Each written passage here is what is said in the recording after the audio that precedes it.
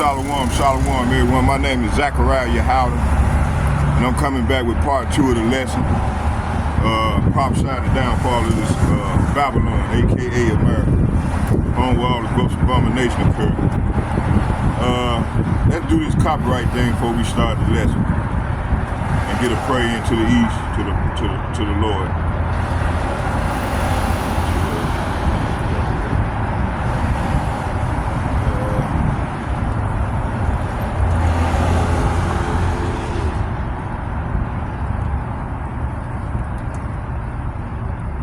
Here we go.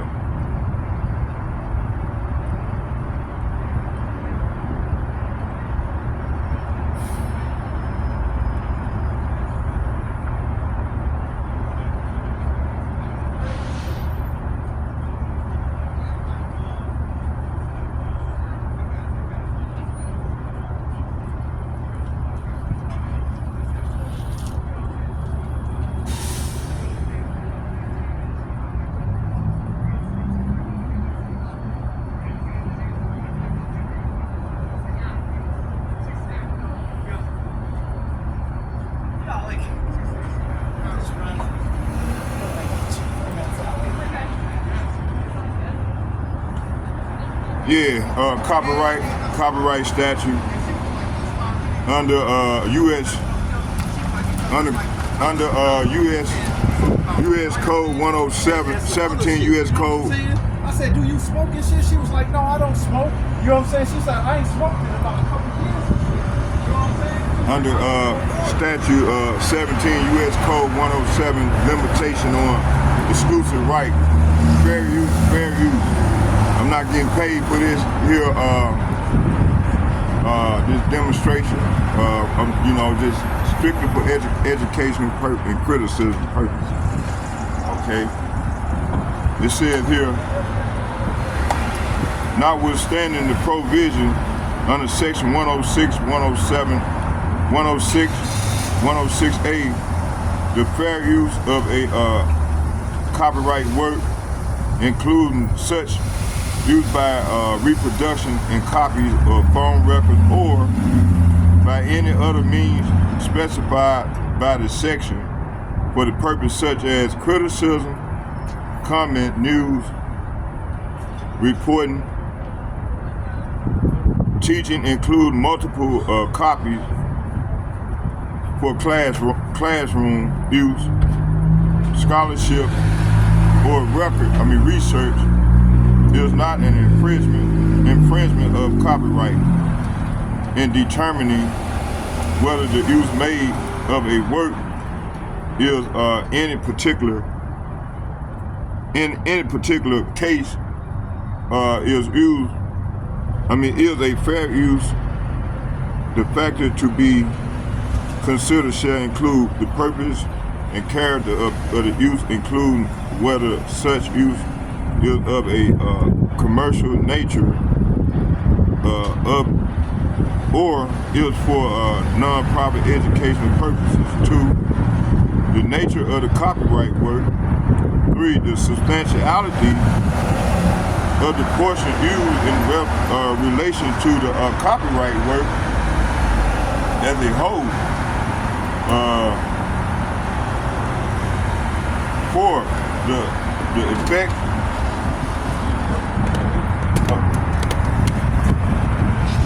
There you go. I ain't know that door was open. I ain't know it was open. So, yeah. Where we at? Yeah, let's move down a little bit. Out of the door. Yeah, there we go. So, yeah. So fair use. It's not no infringement. I'm not getting paid for this, strictly for educational purposes and criticism. Okay, let's go.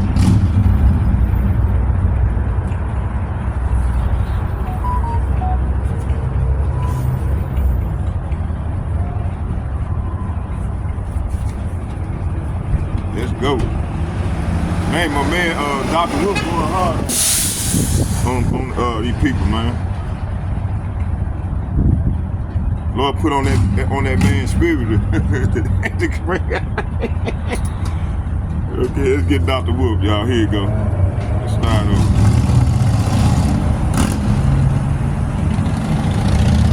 Still getting that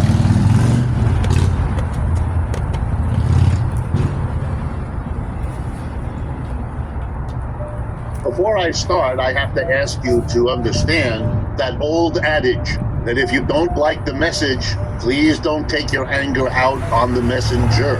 I am going to be describing to you as best I can what the situation is with the United States' economic system, which has a name. It's called capitalism.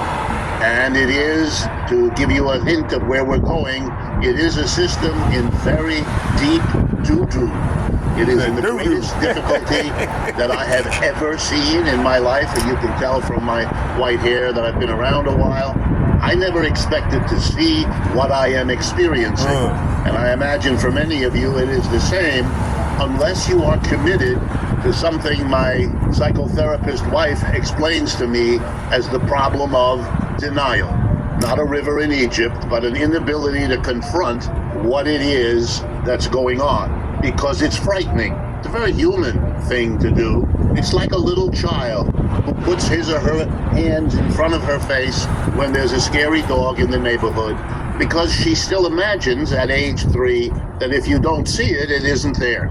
And if you don't see what's going on around us, then perhaps it isn't there, and that is something which our political leaders and our cultural leaders and our economic leaders, that's one thing they all have in common with very few exceptions, namely a commitment to denial.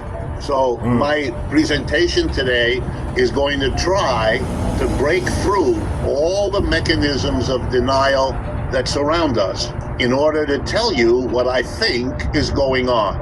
I'm not infallible. I make mistakes like everybody else, but this is the fruit of a lifetime of observing U.S. capitalism, which I was born in the United States in Youngstown, Ohio. I've lived and worked here all my life.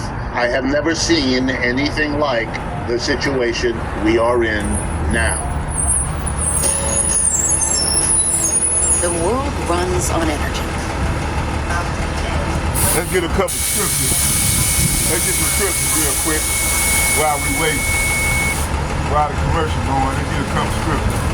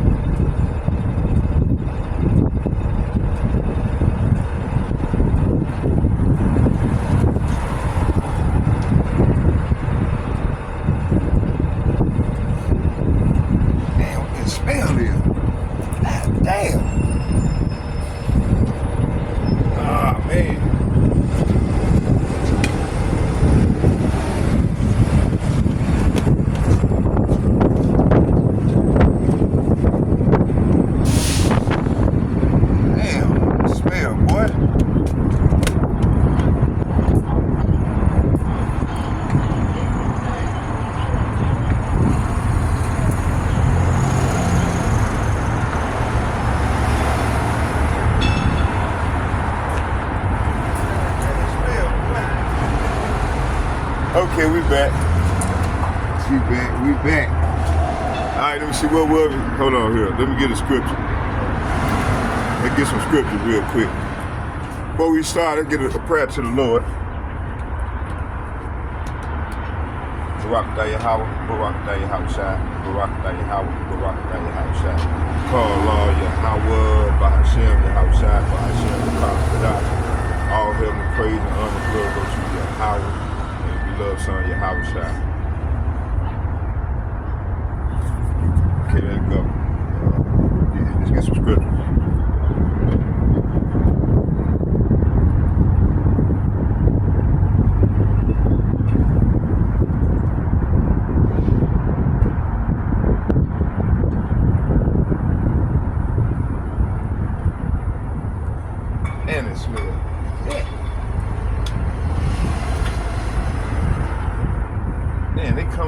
damn sewage shit, man, right now, man.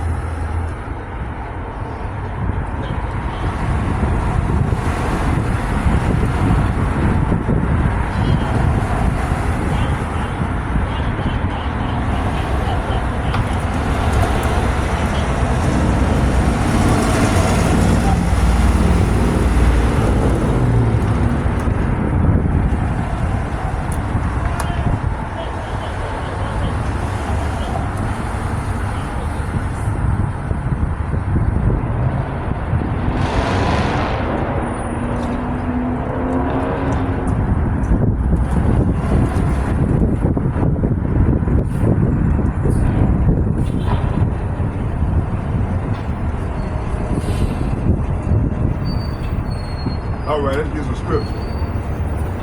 We're gonna start right here in Revelation. Revelation. Then we'll go back to the video.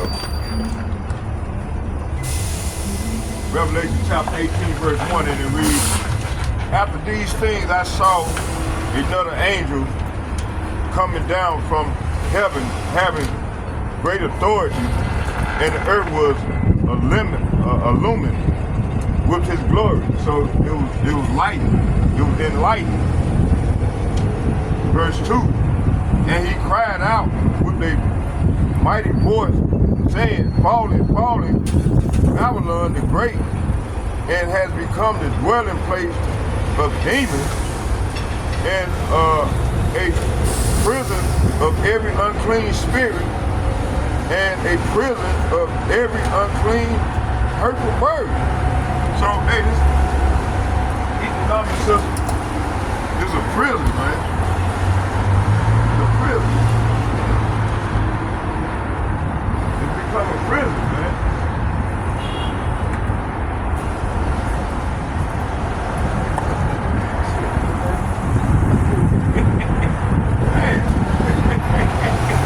Okay. Y'all bear with me here. Let's go to Revelation chapter 17, verse 1. Let's go there. Hold on.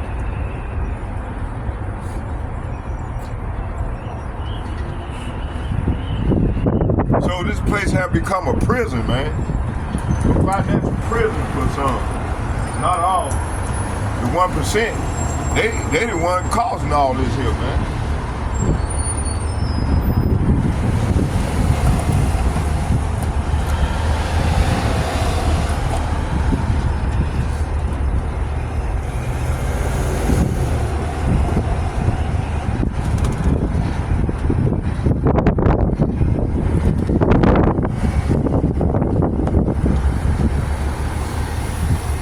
And it reads, Revelation chapter 17, verse 1, and it reads, this is talking about the doom of Babylon. And there came one of the seven angels which had the seven vials, and talked with me, saying unto me, Come hither, I will show unto thee the judgment of the great whore that sitteth upon many waters. See?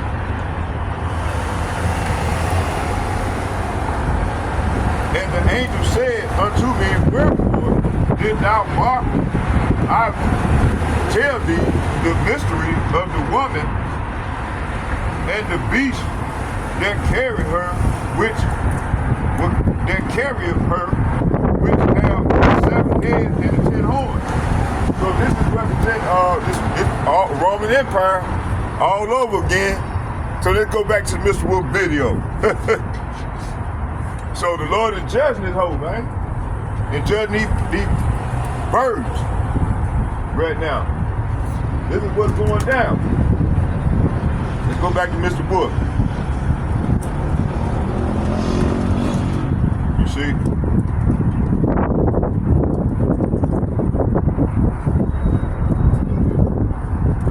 Yeah, they gonna get right, boy. Okay, let's go.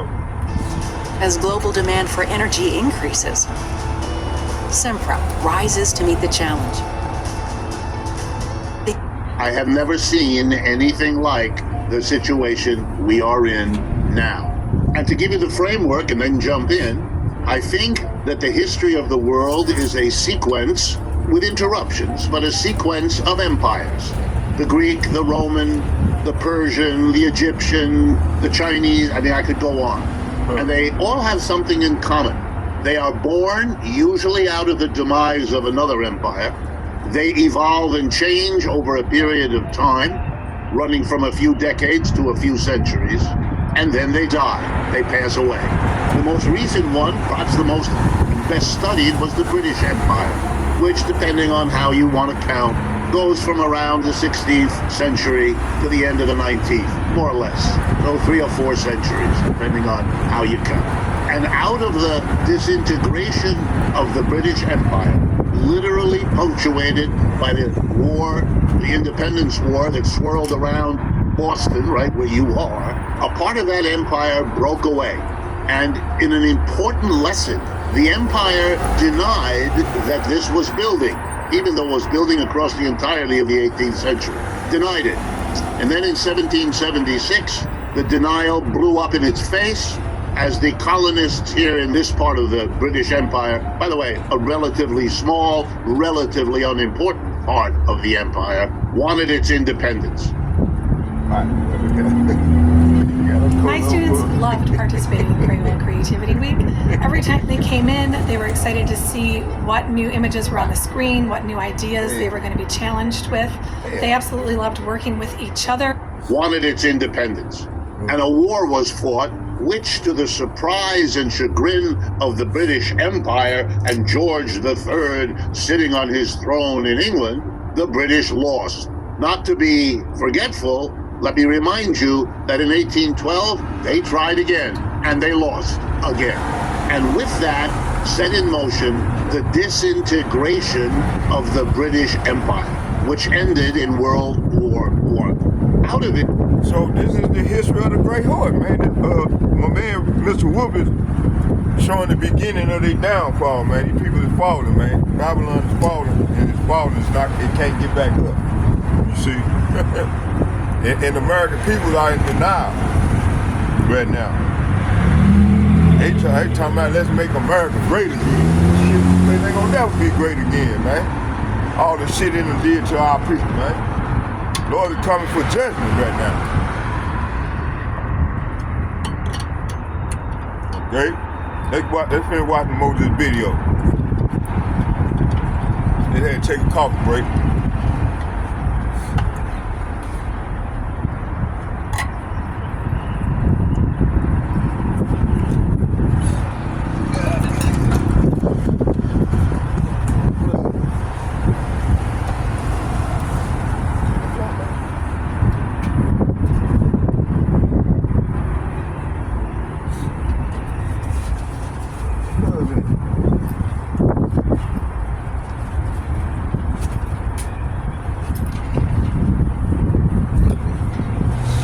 All right.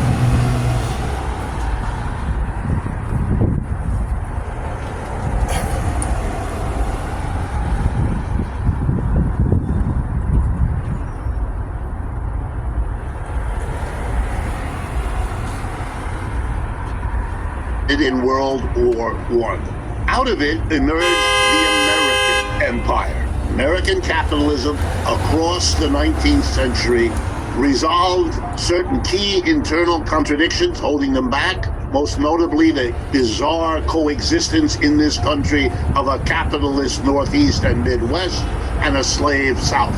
That was resolved by the willful destruction of slavery by the capitalists.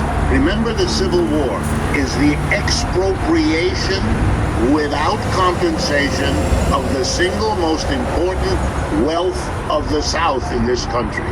the slave. The slave was emancipated, and thereby the white master impoverished. A very stark disregard for the sanctity of private property. And capitalism, having destroyed its competitor with enormous violence, took off. Starting in 1870, the United States capitalism had a century of economic growth.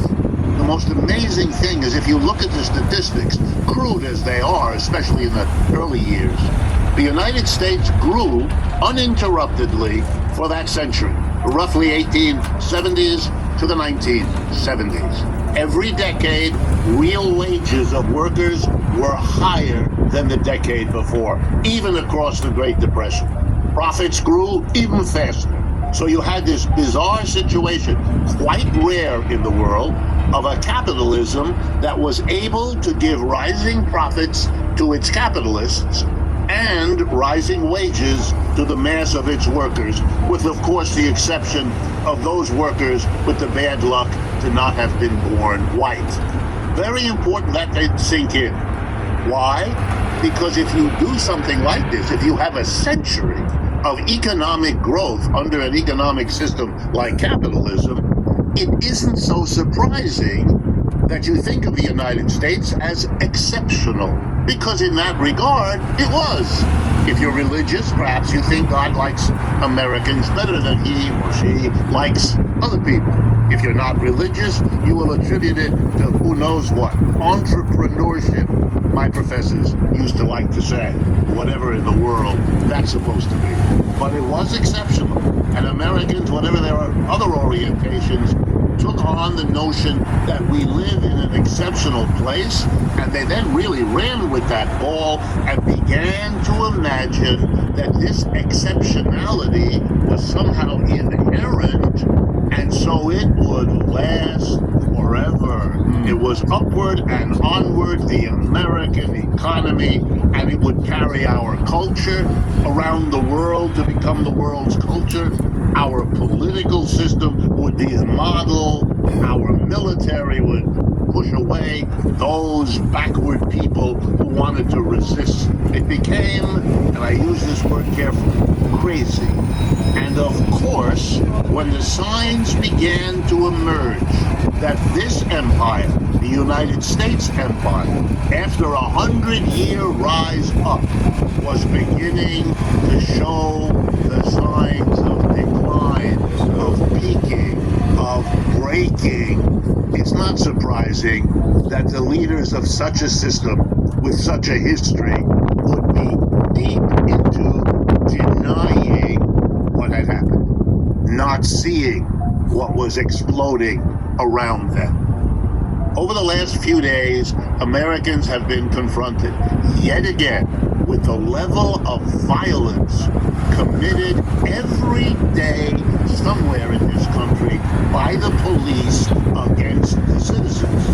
And again, there are people who want to blame it on this or that particular policeman or woman who will not see that this is a social phenomena. It has been going on for a long time, and it is getting worse. It's the same issue. It's the same denial. Okay, what exactly is being denied? Let's begin, and I apologize, I'm going to begin with economics, but that is what I know best, and that is what I have studied all my life. And so if I'm going to be useful to you, I want to share at first what I know best. Over the last 40 years, roughly 1980 to now, we have seen, and all economists of all political persuasions understand this and see it. We all use basically the same numbers, and with a few exceptions, of course, always we come to the same conclusion. Over the last 40 years, there has been a radical redistribution of wealth from the bottom and the middle to the top. And the more top you get, the top 10% have done really well. The top 5%, even better. The top 1%, even better than that. And the top 1/10 of 1%, the best of all. And you know them because in our society, we adulate them. I'm talking about Bill Gates or Elon Musk or Warren Buffett or fill in the blank. You know them. Our culture makes sure you know them. They became much richer. The top 10% became richer all across those 40 years. This was partly because, it's very important that you understand this, it was partly because we changed the tax laws in this country. We relieved taxes from corporations and the rich, and we switched them onto the middle and bottom. It was done by Republicans, it was done by Democrats. It didn't matter who was in the White House or who was controlling the houses of the Congress. The Democrats did it a little less quickly. The Republicans were a bit more intense. Speed varied, content did not. Even more important than the changes in taxes was the phenomena of the relationship between capital and labor. That is, corporations and business on the one hand, and the mass of people, employees, on the other. As I've told you, real wages went up for a century. 1870s, 1970. Why 1970 do I pick that? Now I can tell you. Because that's when real wages in America stopped rising. Absolutely epoch-making change. What is a real wage? It's the amount of money you get adjusted for the prices you pay. So, for example, if your wages go up 10%, you might feel good, but if all the prices you have to pay went up by 10%, you're no better off with a 10% bigger money wage than you were without it because the prices have adjusted. We all know that in economics, so we don't use money wages, we use what's called real wages. Wages understood in terms of what it can afford you to buy. Goods, services, food, clothing, shelter, entertainment, education, medical care, whatever. Real wages rose. In other words, the money wages workers had from 1870 to 1970 rose more than the prices did. So they really got more stuff that they could afford to buy. In the 1970s, that stopped, and it has never resumed. The American working class today earns, in terms of what it can afford to buy, the average American worker earns now what he or she did in 1978. Try to wrap your head around no more real wage increase. For a country that had enjoyed steady real wage rises for a century, this is a dramatic event. How is it handled in the United States? Denial. I won't embarrass you by asking how many of you know what I just said to be the case. How many of you have dwelt in your mind on what it might do to a population used to a rising wage when it is no longer available? There was no discussion at the time, or since. No debate in this country. What do we do about all of this? The closest you got were vague gestures in which somebody says, gee, the middle class seems to be fading away. As if this were, I don't know, some sort of cosmic effect, or maybe the result of sunspots, or allergies, or who knows what. But an analysis, either of why it happened, or of what its consequences were, no, nothing serious. Well, let me tell you what some of the results were. Number one, by far the most important socially, the women of the United States left the home where they had been sequestered for the earlier parts of American history and had to go out and do wage labor en masse. The only ones who had been doing that beforehand were black and brown women. They'd long been doing it because they had to. And the poorest among the whites. But now suddenly all women, all the wives and mothers had to go out. There was no other way to sustain the fantasy of growth, of the American dream, of what had been experienced in the previous century. The second most important effect, Americans began to realize that the only way they could participate in further growth of consumption, the way they had been led to believe was somehow inherent in the American experience, besides sending their wives out to work, Besides following a career as a worker in a factory, you could now go back to work and be a greeter at Walmart's. But beside that, you could borrow money. In the 1970s, the banks of the United States decided that the consumer, to whom they had never lent money before, they would now lend money to. In other words, the credit card, which until then had been American Express in the hands of rich people and businessmen, would now become socialized. Everybody's wallet would be crammed full of plastic cards. Live off them. And so the American working class, from around the 1970s to the present, accumulated debt. We are a debt-ridden society in the way we never were before.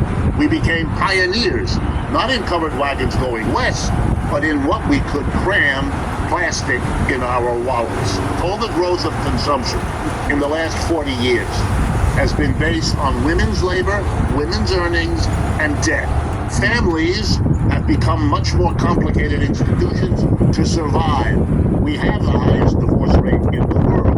We put our families under levels of pressure that would be impossible for anyone to sustain. American women consume more psychotropic drugs than any other population on the planet.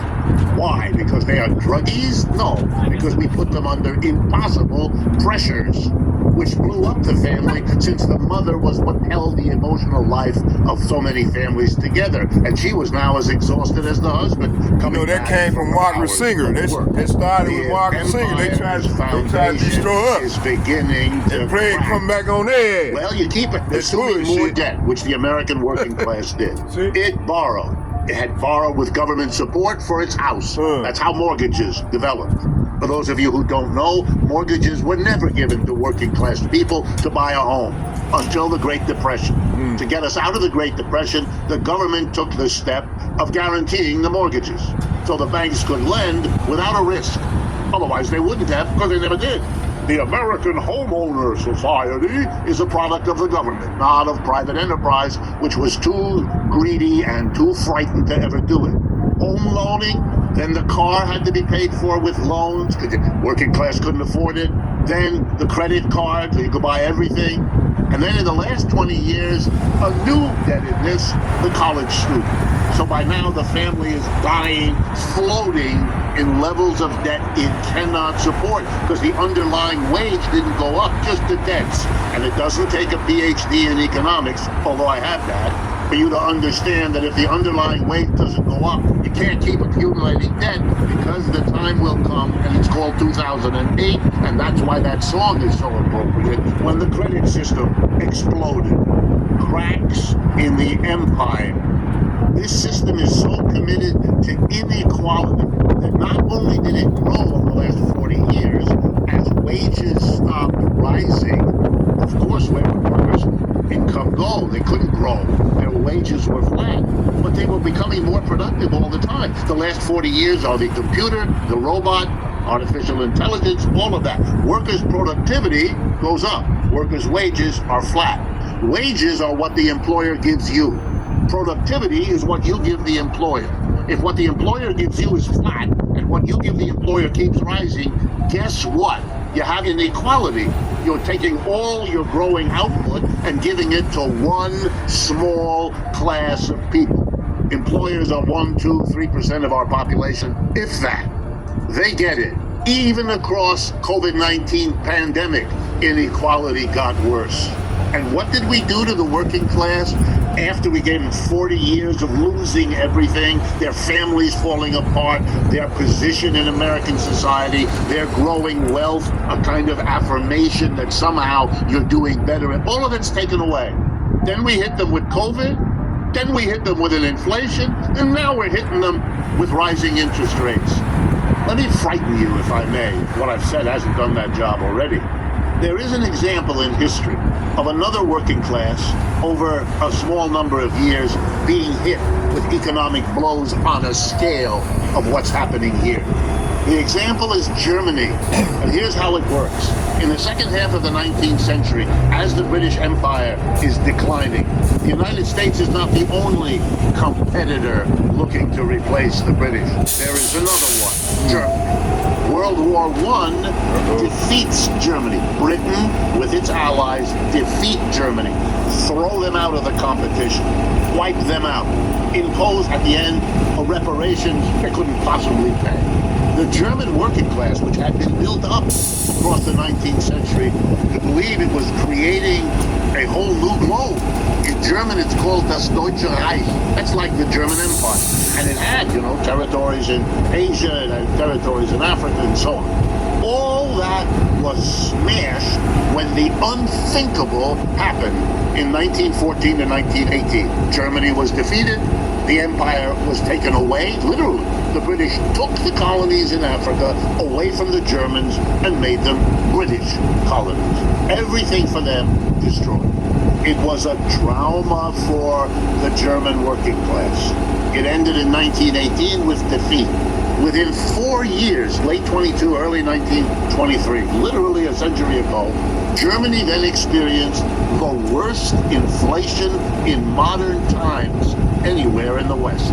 In a period of 9 months, the German currency went from 6 Deutschmark to the dollar to 4 trillion Deutschmark to the dollar. Prices doubled over weeks at a time, every hour of the day.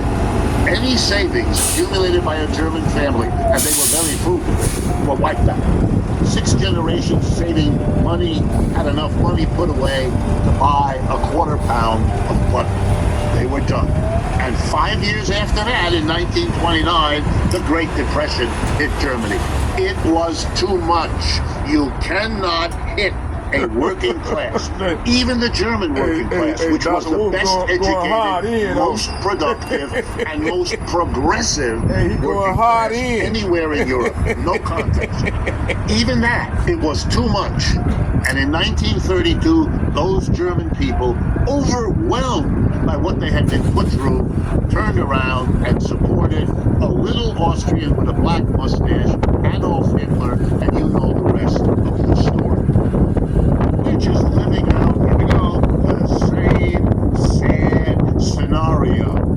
Denial, not explaining to people the foundation of what they're assuming, not talking honestly about its disappearance, the cracks, what it means to us, man. when your empire has that fun ride up, begin to be replaced. We know Isaiah 4:1 to kick in real soon.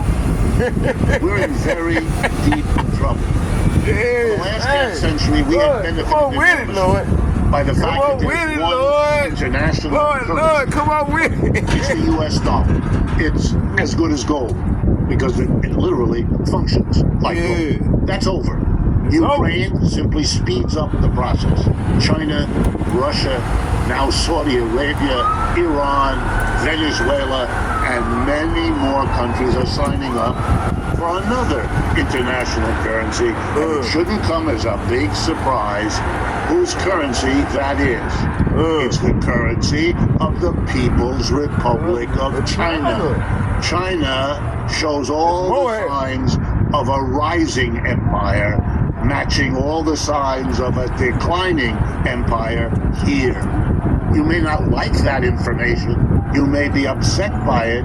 That's your business. But to pretend it isn't there, let me give you just some numbers. Get it. I'm an economist. We do that. One of the things we do as economists is we look at the size of an economy to gauge relative economic power.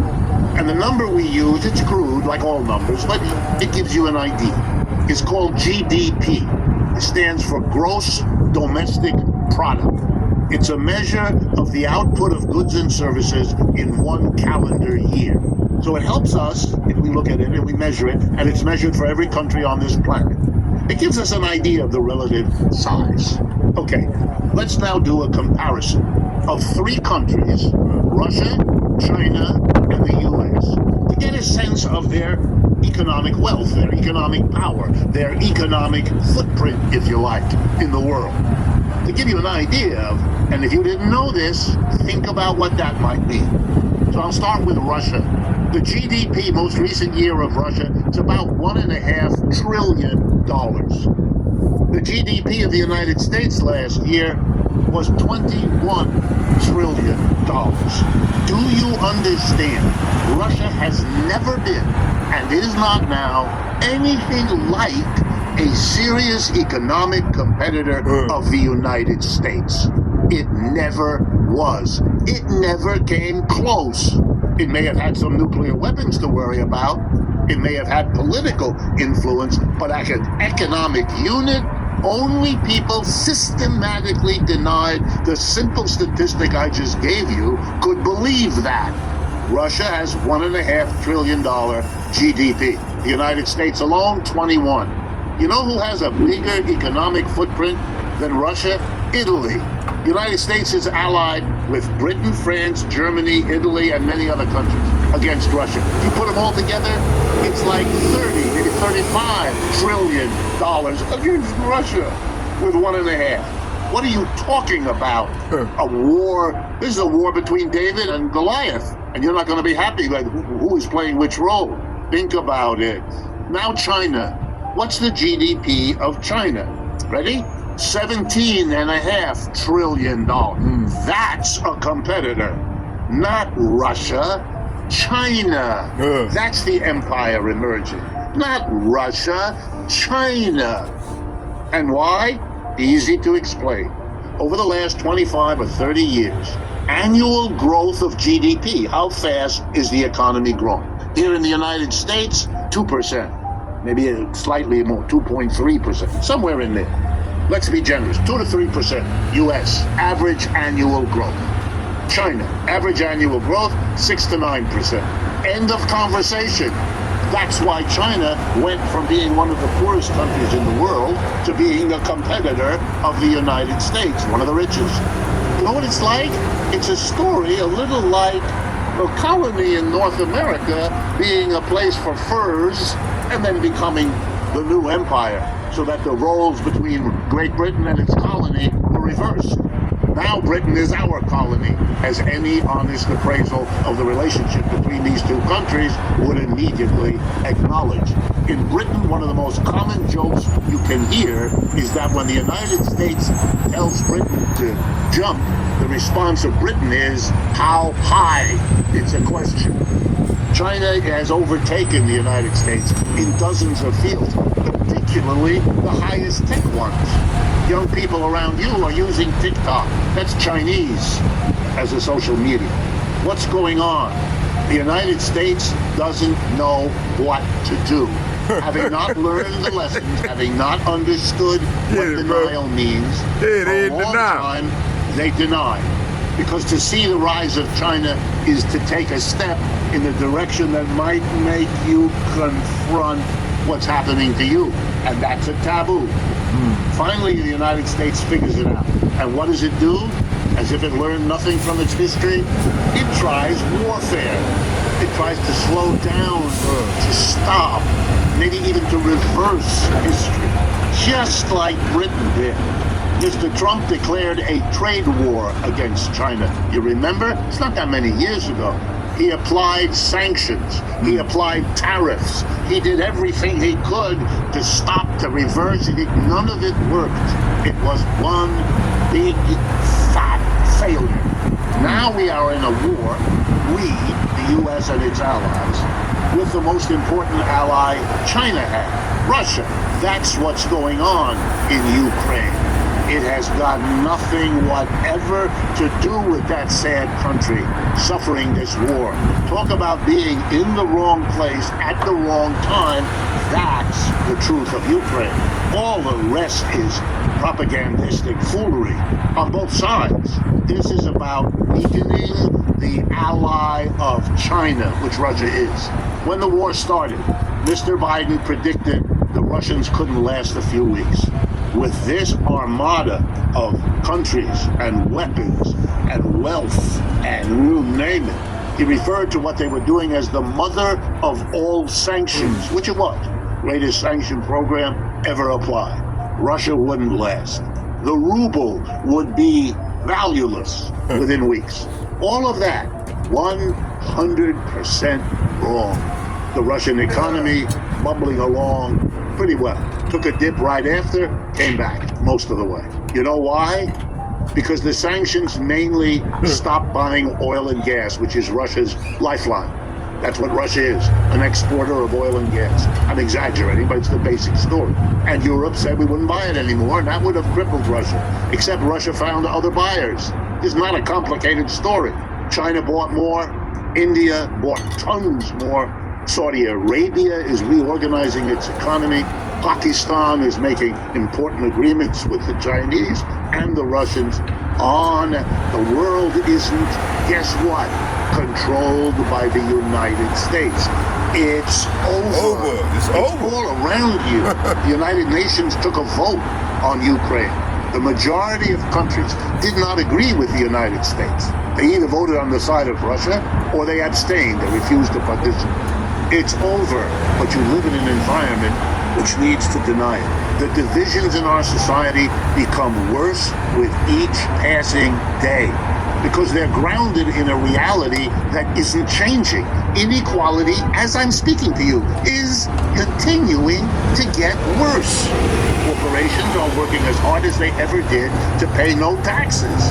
The mass of people are suffering on a scale that is unspeakable. The inflation we still have. Prices are going up roughly twice as fast as wages. That's a destruction of the working class. Prices are going up twice the rate of wages. This is impossible. You can't do this without explosions. Now, the explosions are happening in our country. So they explode how? By taking it out on one another. Crime, bitterness, resentment, a politics of scapegoating.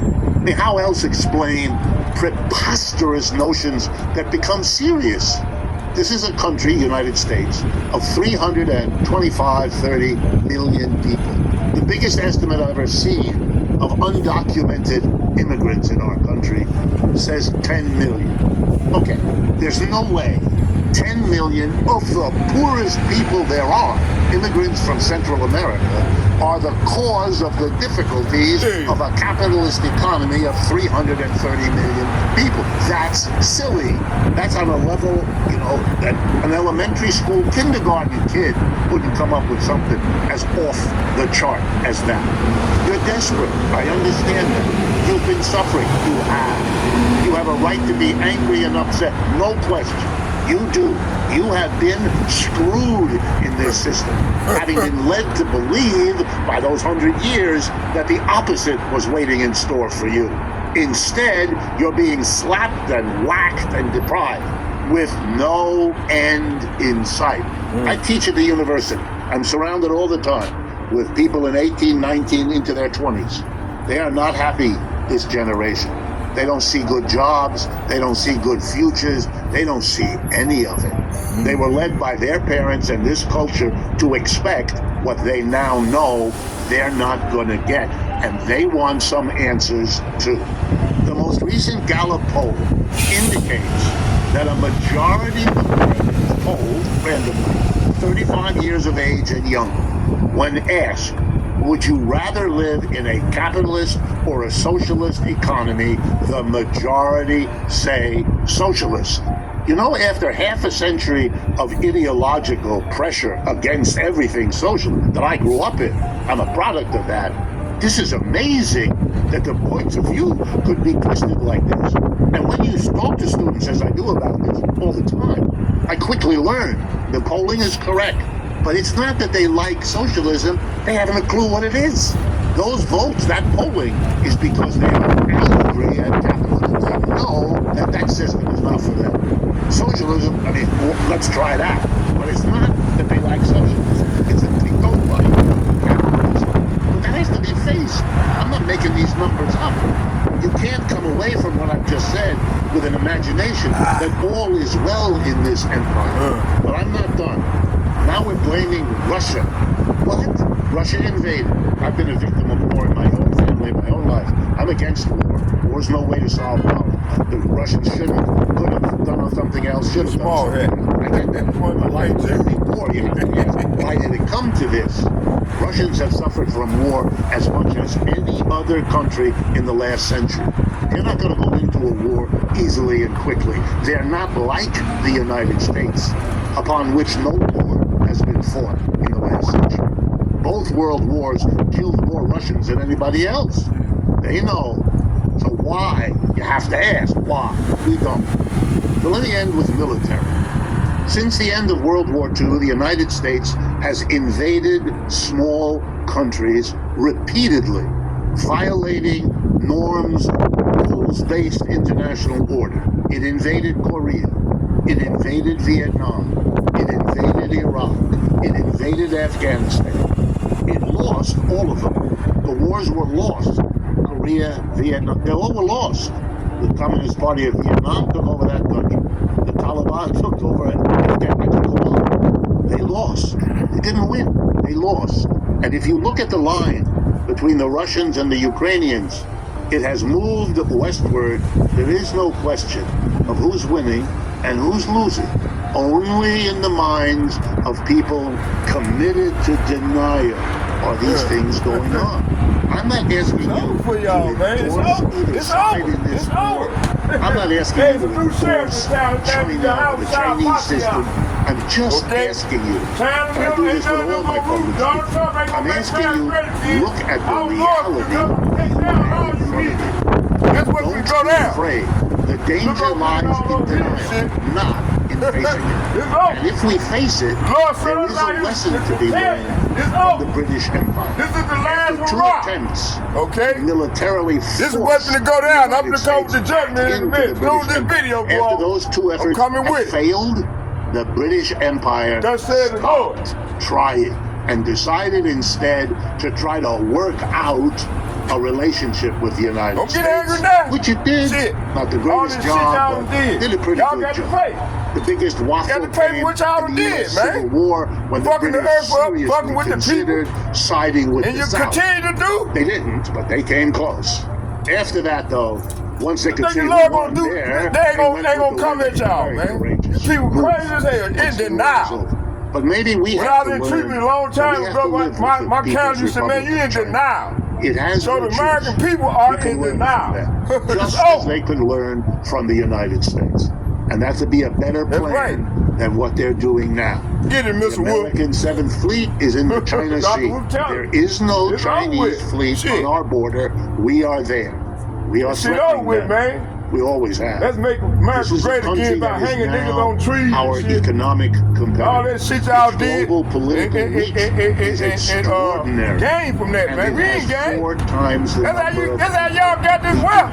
And now that they're closely From the allied Native Americans with and the India, Negroes. you're talking about the 2 The Israelites. largest countries by population Time on to pay. this planet.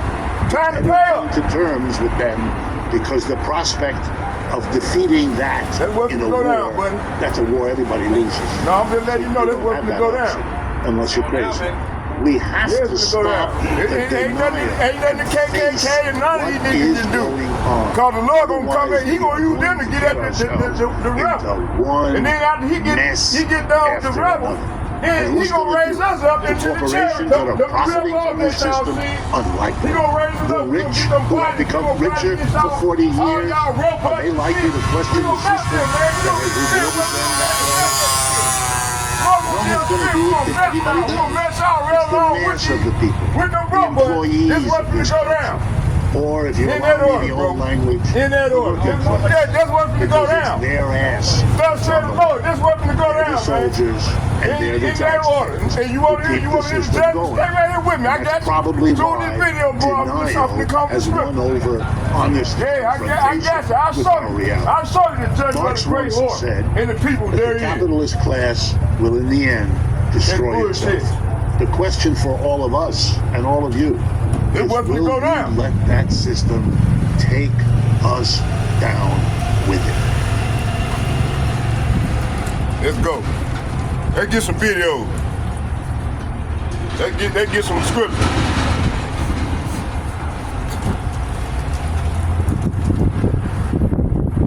Our people, these men scared to come out here. They docile. Lord raising up men to come out here on the front line and get it in for them. You see? We ain't scared. How long you guys been doing this? Since 04, so 20 years. And you guys have lent out how much money? Over $8 billion. Over $8 billion. Come on. Art? Get out of here. Matter of fact, let's just do it like this here. Put this up.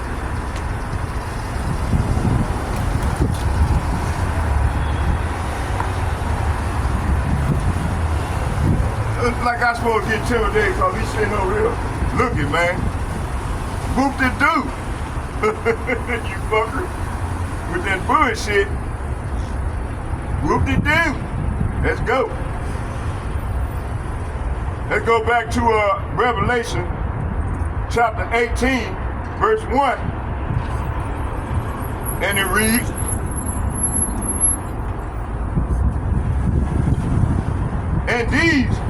And these things I saw another angel come down from heaven, having great power, and the earth was lightened with this glory. See? Hey, right now, this glory is coming out through this word. His prophet's coming out everywhere in the country, spread throughout the four corners, and we spread this good news. This is the good news, that you Negroes, you Latinos, and you Native Americans haven't been forsaken. The Lord said, return to him, and y'all get protection. Y'all don't return, man, he gonna burn your ass up. This is what's coming. Verse 2, and he cried, say what? And he cried mightily with a strong voice, like my voice. My voice is strong like my father. And he cried mightily with a strong voice. What's going on? Saying, Babylon, say what? Babylon, say what? America is Babylon, spiritual Babylon, the great. This is what the Lord said. This is what Yahweh said. And he cried mightily with a strong voice, saying, Babylon, say what? Babylon is falling, and is become the habitation of devils. Hey, so he's there, these people start with these elites. And the people all down under him is devils. Call y'all devils, man. Let's keep reading. And he cried mightily with a strong voice, saying, Babylon the great is become the habitation of devils, and hold of every foul spirit, and a cage of every unclean, hateful bird. See, this is what the Lord said about you people, man. You see? Hey, we ain't gonna sugarcoat it. We coming out with the real truth. We ain't like old Pastor Pork Chop saying God loves everybody. Come at thy will, do whatever you want. Man, the Lord ain't having it. He gonna burn your ass up, and he gonna get them old false ass, fake ass pastors in them churches. That's what's gonna go down. Then these women, they don't turn they glory. They don't turn they glory to fucking abomination, man. Part of these devils. Them quit working. Quit the household to go out and work for the master and whore themselves out. So now you got a house full of whores in Zion. Can't believe it, man. The Lord even to burn their ass up. We can always start over with the other nation women, cause they gonna be our concubines. We can bring our nation back that way. But the Lord gonna burn the majority of these women up in Zion. They're gonna be first they're gonna lose their hair. A lot of them going bald. You see, that's how you can tell a woman glory, she bald head. She wearing wigs and shit. Everything on it is fake booty, fake titties, fake everything. Like fake Babylon, you see?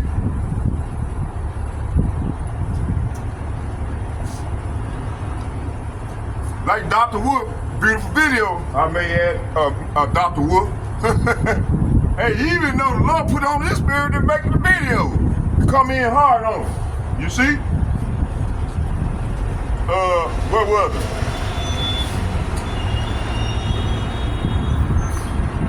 That get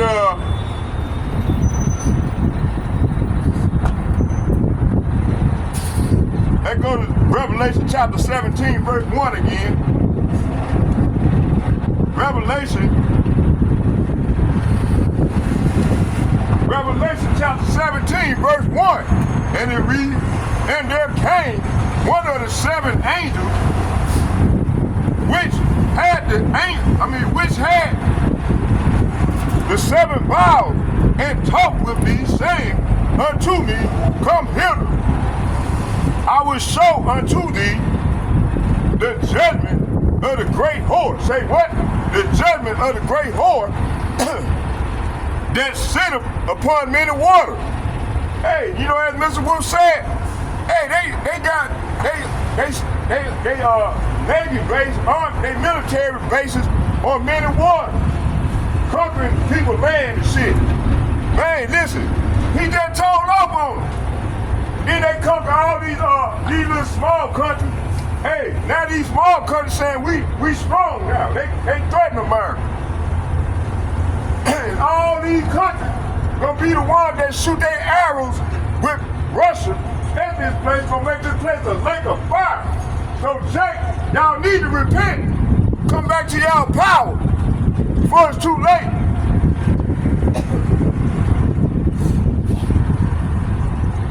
Let's get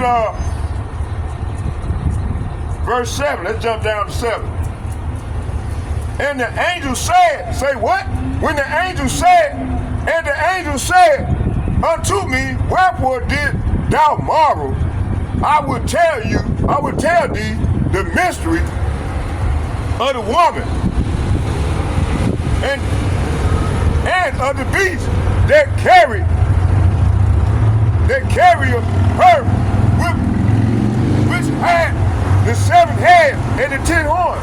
The 7 heads and 10 horns represent America and a beast system, which is a corporation that's been conquering the world and coming with these Ponzi schemes that we've been talking about, me and Dr. Wolf, with the NATO and European Union. Right now, the Lord is doing a mighty work on these devil. He got them divided.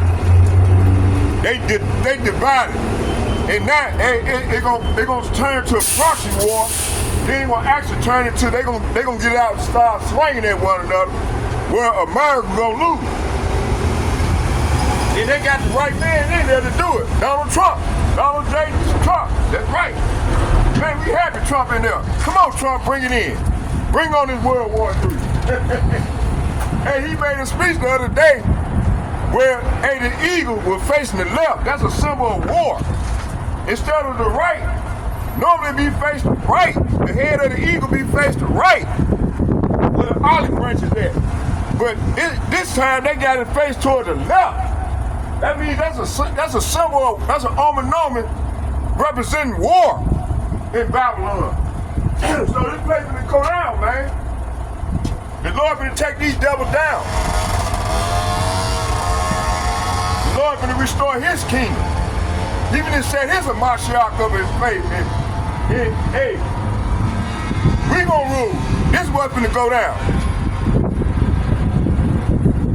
Okay?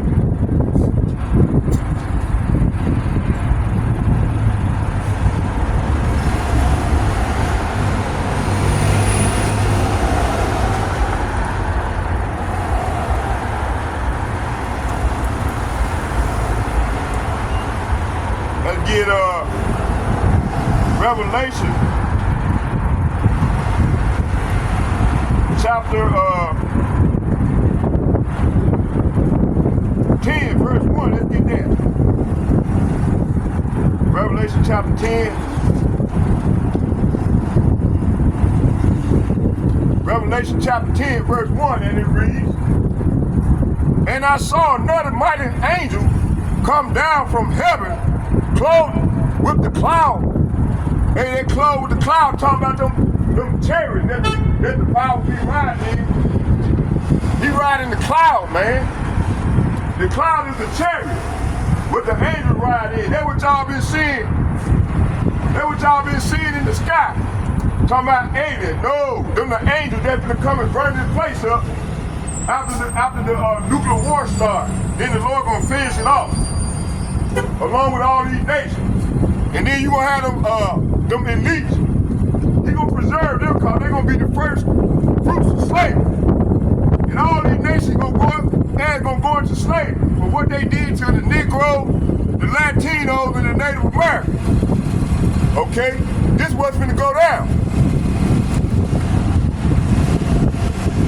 Y'all want me to tell y'all the truth? I ain't gonna tell you no lie. I ain't like them old Pastor Pork Chop, man. I'm gonna tell you the truth.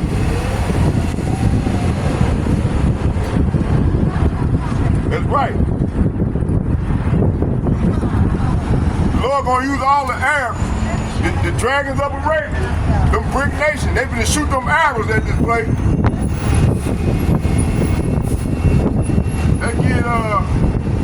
Let's read 10 again. Revelation chapter 10, verse 1 in the NLT. Then I saw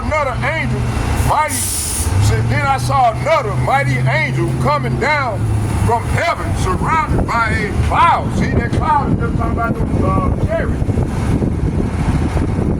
With a rainbow, say what? With a rainbow. That rainbow represents the Lord, but you got these gay motherfuckers trying to use the rainbow as a symbol for them. No. That rainbow represents our Lord, man. Our Creator. Not no fucking faggot. Okay?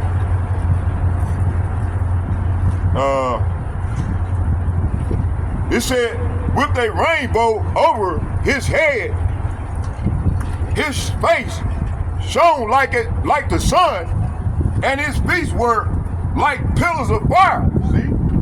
Hey, man, our Lord coming, man. His feet is like, hey, that sound like a spaceship where the fire come out at the bottom of the spaceship. That's where the feet is at the bottom. So this sounds like a spaceship to me with the fire. So this is what the prophet was describing. Okay, with that cloud. Okay. Let's go here.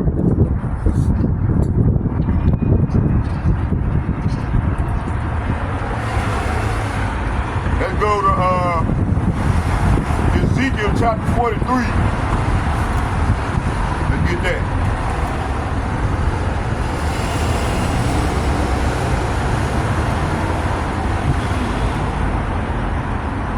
Ezekiel 43,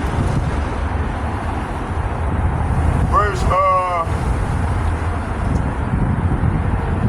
2. We're going to read 1 and 2. 43. Let's get it.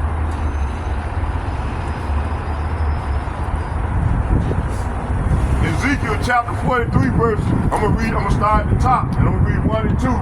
2 being the point. And this is talking about the vision of the glory of Yahweh Ba'ashem Yahushua filling the temple. See? Hey, he's starting to fill his temple with us, bringing us back to his law, statutes, and commandments. And he's rebuilding his temple through his prophets. He's gathering his prophets. This is the temple. We are the temple of the Lord. We his temple. Watch this. Afterward, he brought me to the gate, even the gate that looketh towards the east. Say what? That looketh toward the east. Verse 2, and behold, the glory of power of Israel. Say what? The glory of the power of Israel. No, for everybody. No, the glory of the power of Israel came from the way of the east. Say what? From all over. From the way of the east. And his voice was like noise of many waters, and the earth shined with his glory. And see, that's that lumen. That's that we're talking about lumen. And Revelation chapter 18, verse 1, talking about he was illuminated. This is what this describes. You see? And hey, his prophet is illuminated too. We didn't like that shining in this gross darkness in the daughter of Babylon, in spiritual Babylon, okay? Babylon the Great.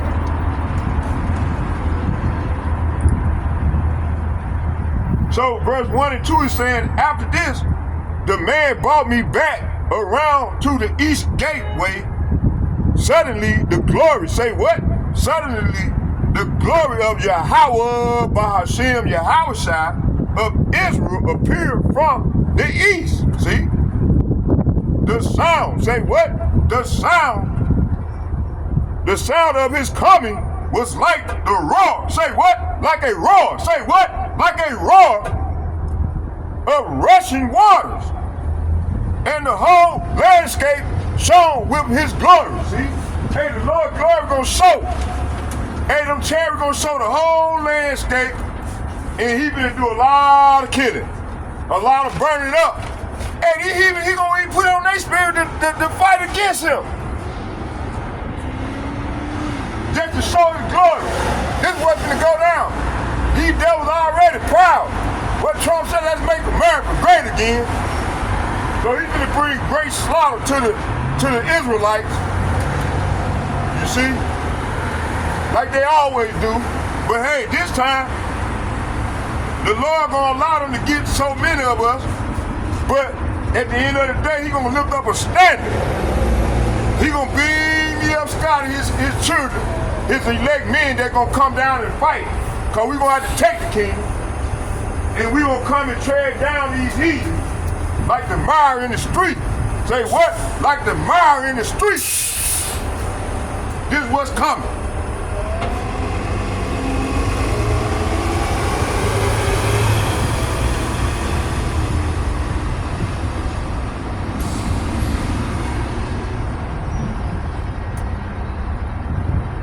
Let's go to Revelation chapter 18, verse 2.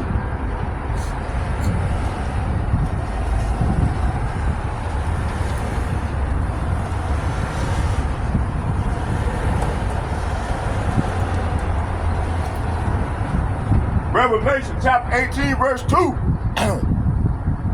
And he cried mightily with a strong voice, saying, Babylon the Great, say what? Babylon the Great is falling, and is become the habitation of devils and the whole of every foul spirit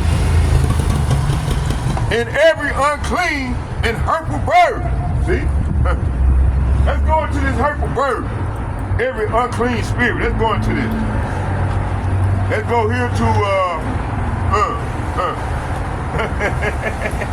let's go to Isaiah chapter 21, verse 9. Let's get that.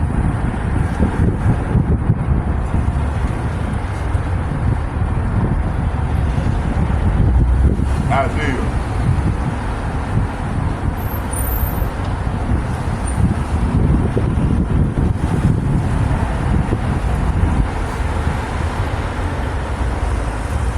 Isaiah chapter 21, verse 9. And it reads, and he cried, a lion, say what? A lion, my Lord, I stand continually upon the watchtower in the daytime, and I am set in my ward whole night. See, hey, we stand in our watchtower, and we up all night, meditating on these scriptures. You know, in the Lord, and dwelling in the Lord's court. In his courtroom, you see? Yeah. Okay.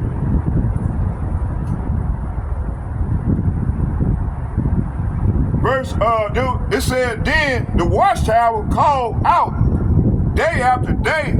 I have stood on the watchtower, my Lord, night after night. I have remained at my post. Verse 9, Isaiah chapter 21, verse 9, And behold, there cometh a chariot. See? Say what? And behold, there cometh, say what? There cometh a chariot, say what? A chariot of men with a couple of horsemen. Talking about these vehicles they're gonna be riding in. And he answered and said, Babylon, say what? Babylon, say what?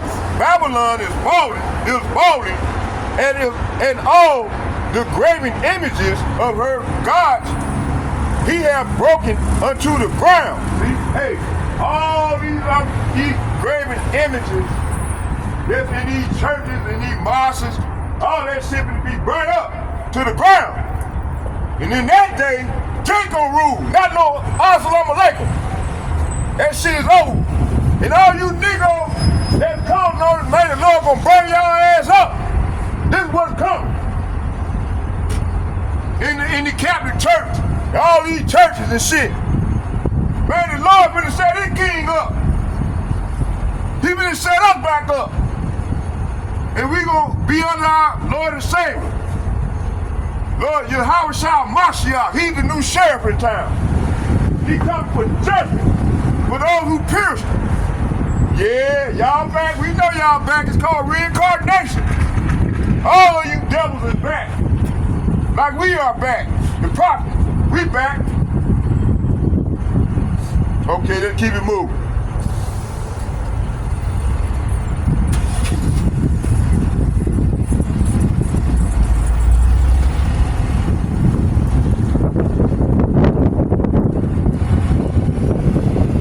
Jeremiah chapter 51 verse 8. Let's get that.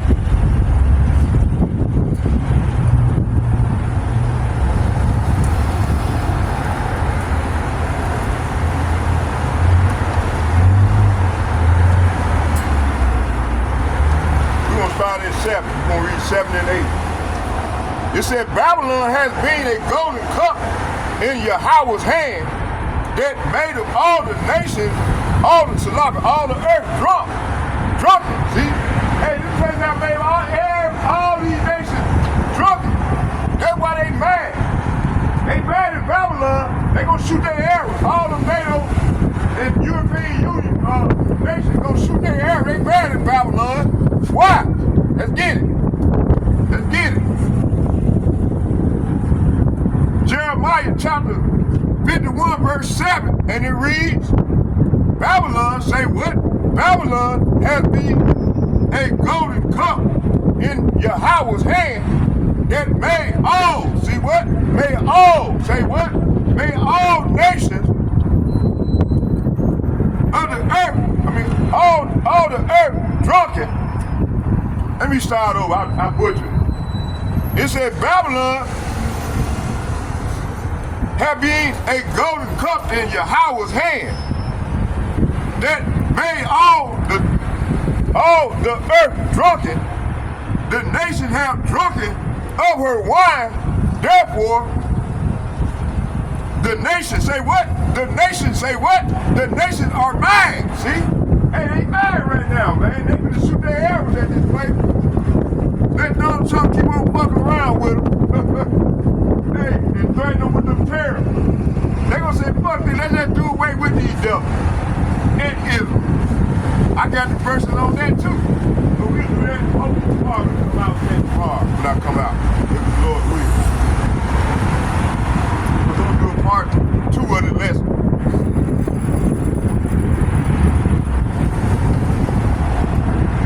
So Mr. Whoop tell me everything that I'm reading about. He just did it, he summed it up. After a while, I let the whole video play out. Hey, America got their army based on all these nations that they done conquered.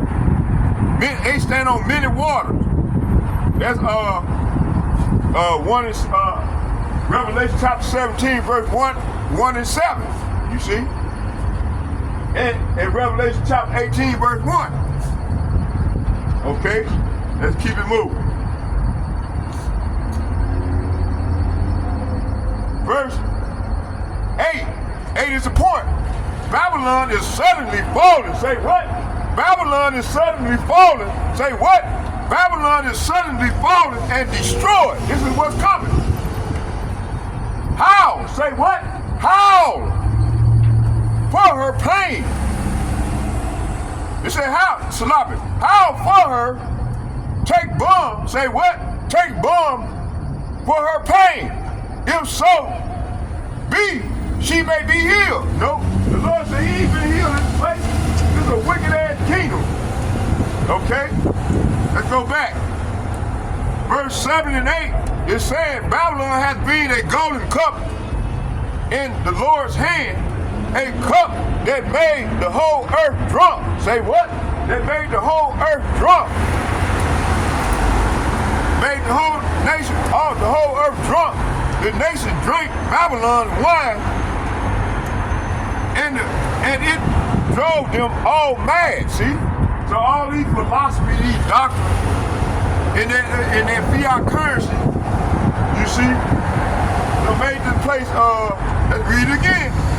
Babylon had been a golden cup in the Lord's hand, a cup that made the whole earth drunk. The nation drank Babylon's wine, and it drove them all mad. See? Oh, praise to Yahweh, Bahashir, Yahweh Shai, Bahashir, Rekah Kadash. Man, we love it, boy. Woo! Hey, coffee break. Let me take a coffee break now. Man, I love my power, boy. He said, hey, son. He said, go out there and prophesy to the wind for me, son. I said, yes, sir, father. I'll do it.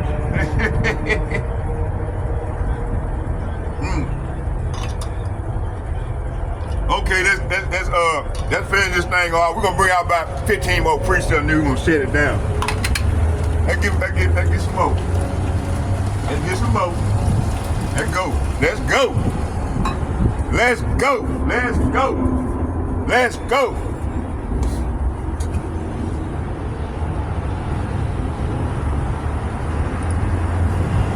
Let me see, where was it?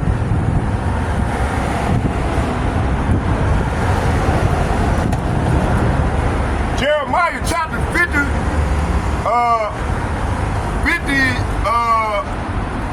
verse 8. Babylon is suddenly fallen and destroyed. Power for her, take balm for her pain, if so be she may be healed. So the Lord saying here, but suddenly Babylon too has fallen, weak for her, give her medicine, perhaps she can yet be healed. But the Lord ain't gonna heal this place, man. It's too far gone. Okay. Let's go here, let's get Revelation chapter 14. And this is where we at right here, right now. How you doing now? Yeah, this is where we at right here. Revelation chapter 14. Let's get 8 and 9.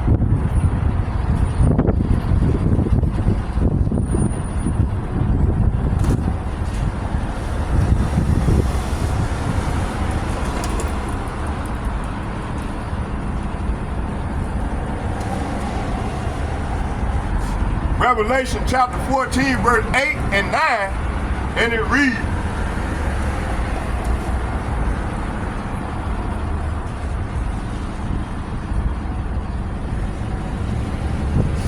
It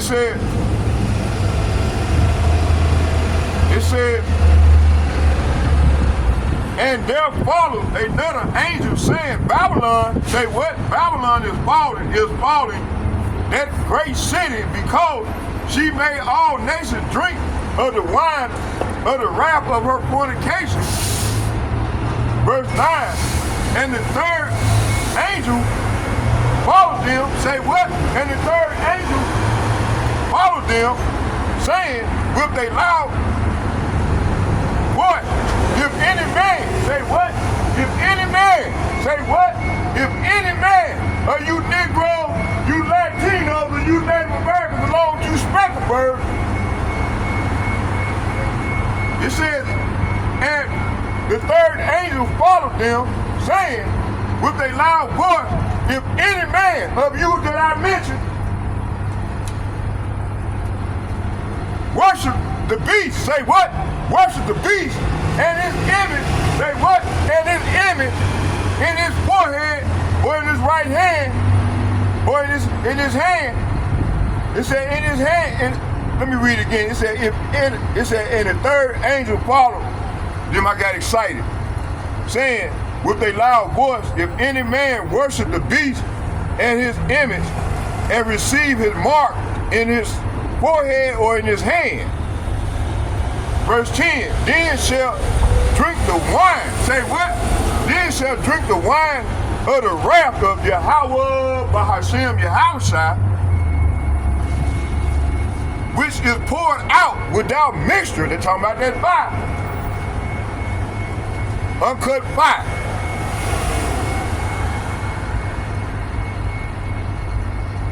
It said, which was poured out without mixture into the cup of his indignation, and he shall be tormented with fire and brimstone in the presence of the holy angels and in the presence of the Lamb. See? Hey, this is what's coming. So all you Negroes that don't want to get right, then you gonna come up on something easy. Always want something for nothing. Yeah, this man gonna give y'all something. He gonna say, hey man, you ain't got to work no more. You ain't got to do nothing no more. Just take this chip. Take this chip, you Negroes, you Latinos, you Native Americans. And they dummies, they gonna take it. They ain't focused on the Lord's word.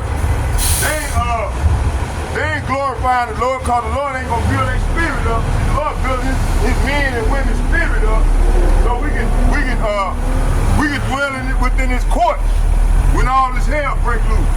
Look, we come down on these people, man. You see, we ain't gonna take that shit, man. We to death. We with the Lord.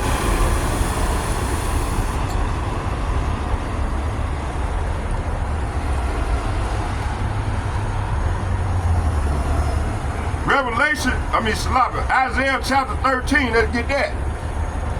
Isaiah chapter 13, verse 21. Hey, how you doing, little mama?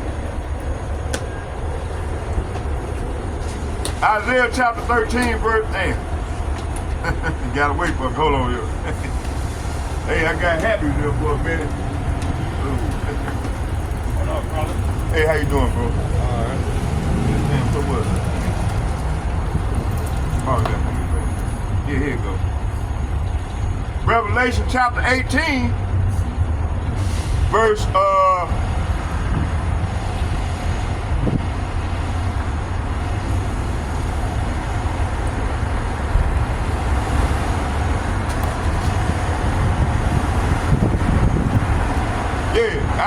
Revelation chapter 13, Isaiah chapter 13. Isaiah chapter 13, let's get that.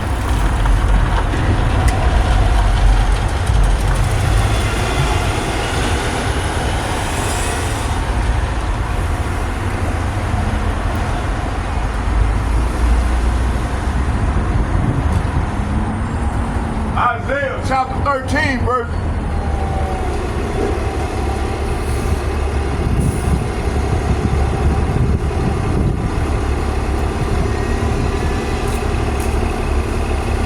Isaiah chapter 13, verse 21. And it reads,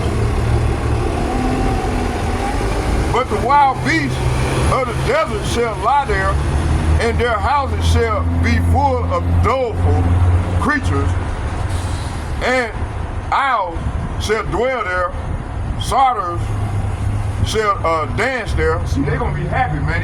These desert creatures here gonna dwell here in this land after the Lord bring that fire and destroy all this shit. Okay.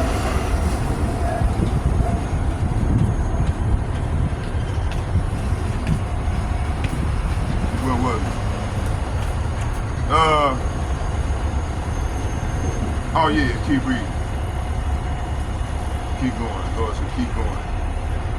Verse 22, and the wild beasts of the islands shall cry in their desolate houses, and dragons in their pleasant palaces, and her time is near to come, and her days shall not be prolonged. See? Hey, this finna get to go down real soon. Her judgment ain't gonna be prolonged any longer. It's coming.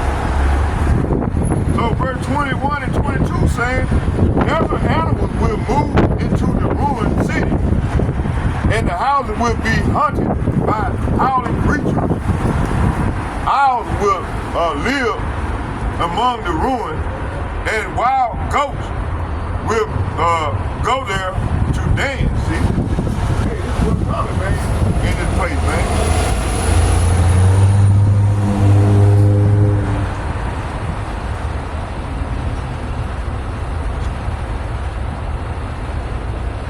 It said hyenas will howl in the fortresses, and jackals will make dens in the luxurious palaces. Babylon days are numbered. Say what? Babylon, to my America, the Lord said your days are, America, your days are numbered. Thus says the Lord. It says hyenas will howl in its fortresses, and jackals will make their dens in its luxurious palaces. Babylon's days are numbered, see? The time of destruction will soon arrive, see? Hey, this is what's coming to America, man. His days is soon to, his judgment is soon to arrive. Shit. Okay?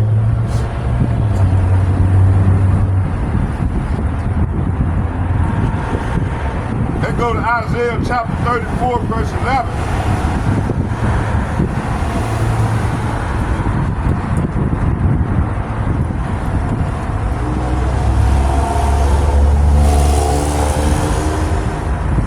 Isaiah chapter 34, verse 11.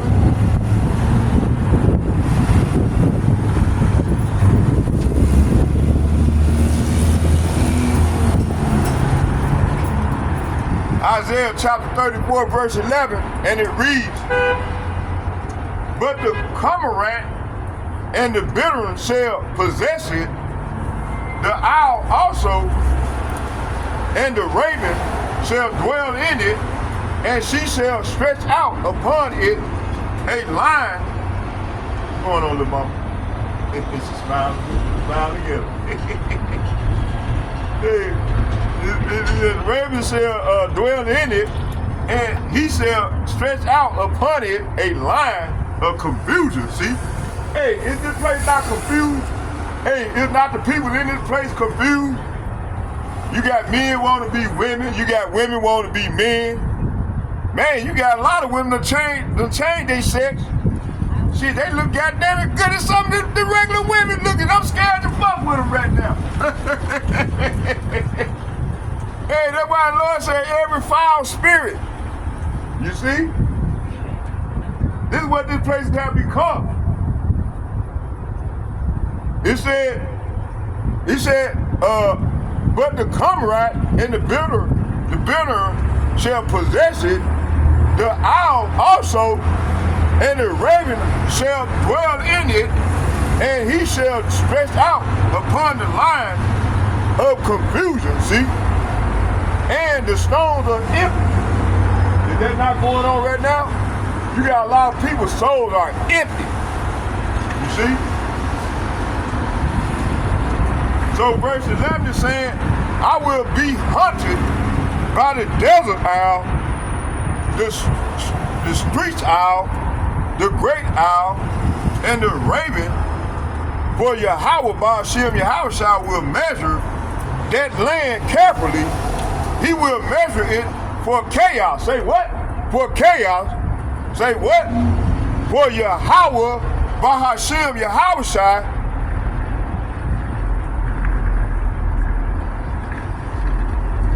will measure. Say what?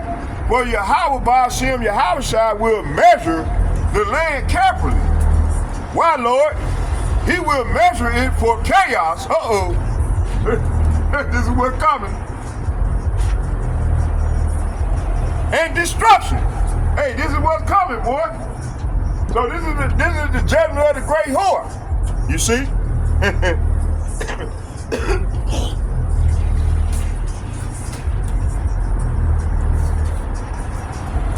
Okay, let's keep it moving.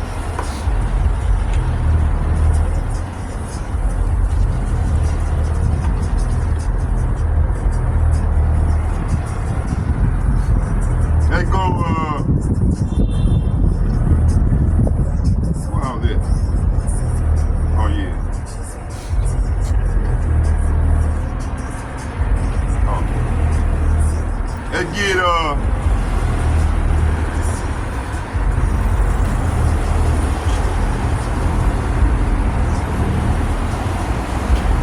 that jump down to 13.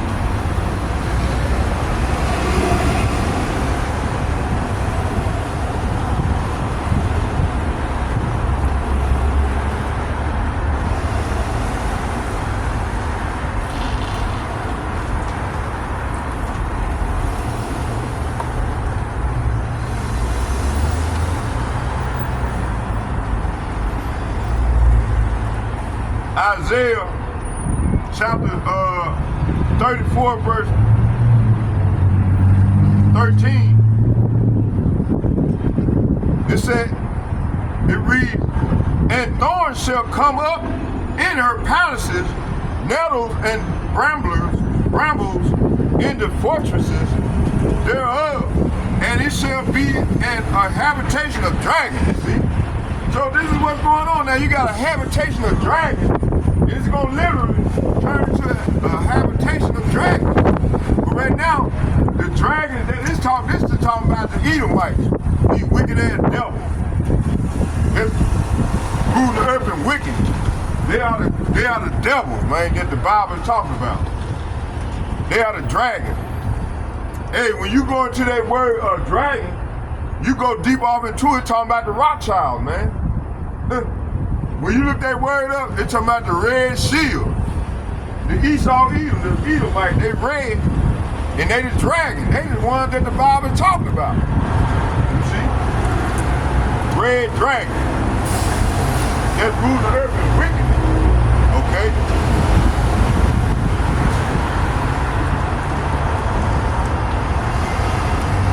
Let's get, keep reading.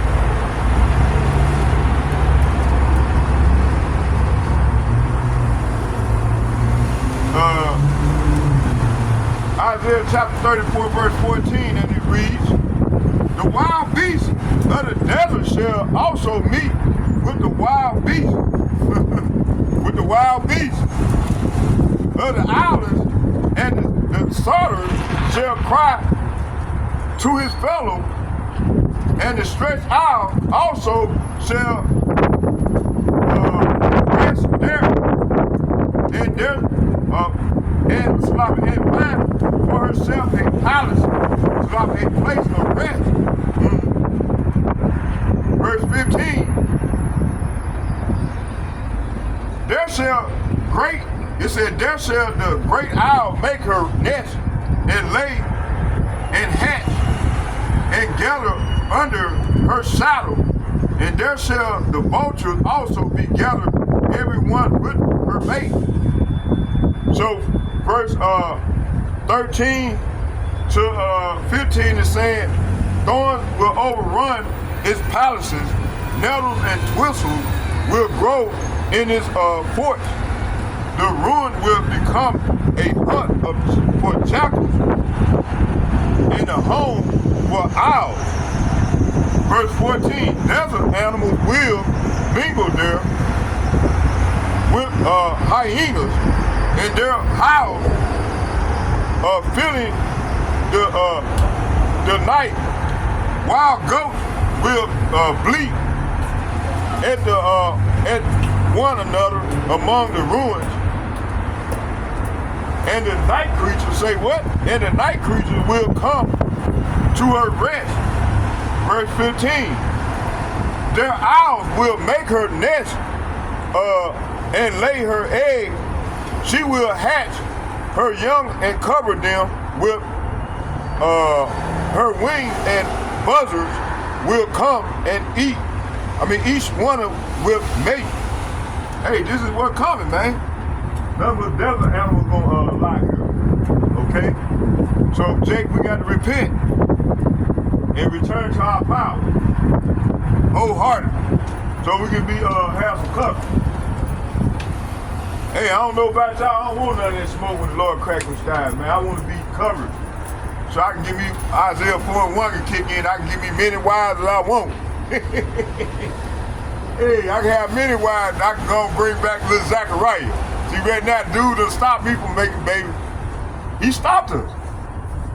Because I probably have a young lion just like me right now. That's what they stopped. They said, oh, this is a rebellious nigga here. See? Okay? But hey, that's about to change right now. It's about to change. All that's about to change. Okay? Let's get it. Let's go get some more.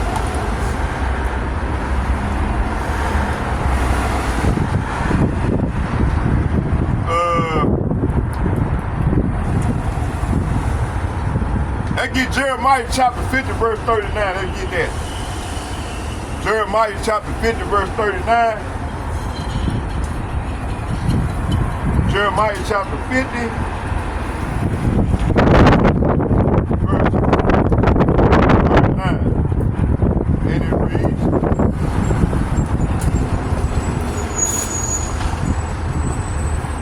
it said, therefore, the wild beasts of the desert, the wild beasts of the island shall dwell there, and the owl shall dwell therein. And it shall be no more inhabited forever, neither shall it be dwelt in from generation to generation. See? Hey, this place got a death sentence on it, man. Ain't no coming back. Like Dr. Wu said, hey, it's beautiful when you coming up, when you coming up, but hey, it hurts when you falling, when you falling down. You falling out of glory, see? But hey, this is what's gonna happen to this place, man. They falling out of glory, man. They falling and can't get back up. And it became a habitation of devils. Every foul spirit, you see? Except for the prophet. Hey, Lord, hey, hey, the Lord scourging up. I read that already. I just bought that out.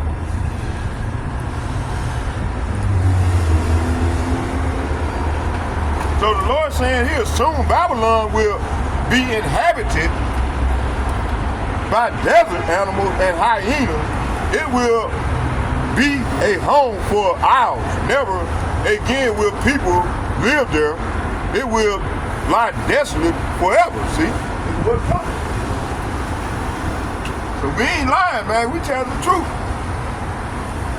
You know, we ain't like these pastors in them churches and in these mosques and shit lying to the people. We gonna tell you the truth. Cause this is why the Lord raised us up for to come out and bring out his truth. We can't be bought off of a compromise, you know? We waiting on the Lord. We fuck that reparation shit, that false money, that paper money. Man, we want these people, man. Like they want us right now, they want our soul. We want them. We want them for inheritance. We want to do what they did to us. We want to put them on slave ships. You see? We want everything that happened to us to happen to them. This is a recompense. That's restoration. That's the true restoration. And which the Lord gonna give us. He gonna grant it to us. Okay? It ain't nothing they can do about it.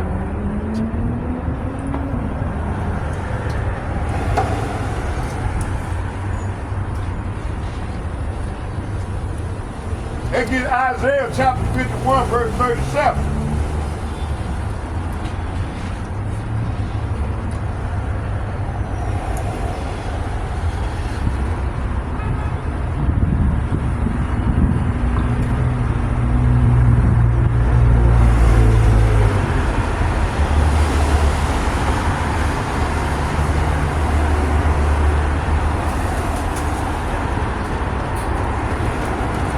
Start at 36. And it reads, therefore, thus saith Yahweh, say what? Thus saith Yahweh, behold, I will plead thy cause and take vengeance, see, for thee, and I will dry up her sea and make her springs dry. So the Lord finna drive the river Euphrates so them soldiers can march, the dragons of Arabia can march to Babylon and to his land. This is what's gonna go down.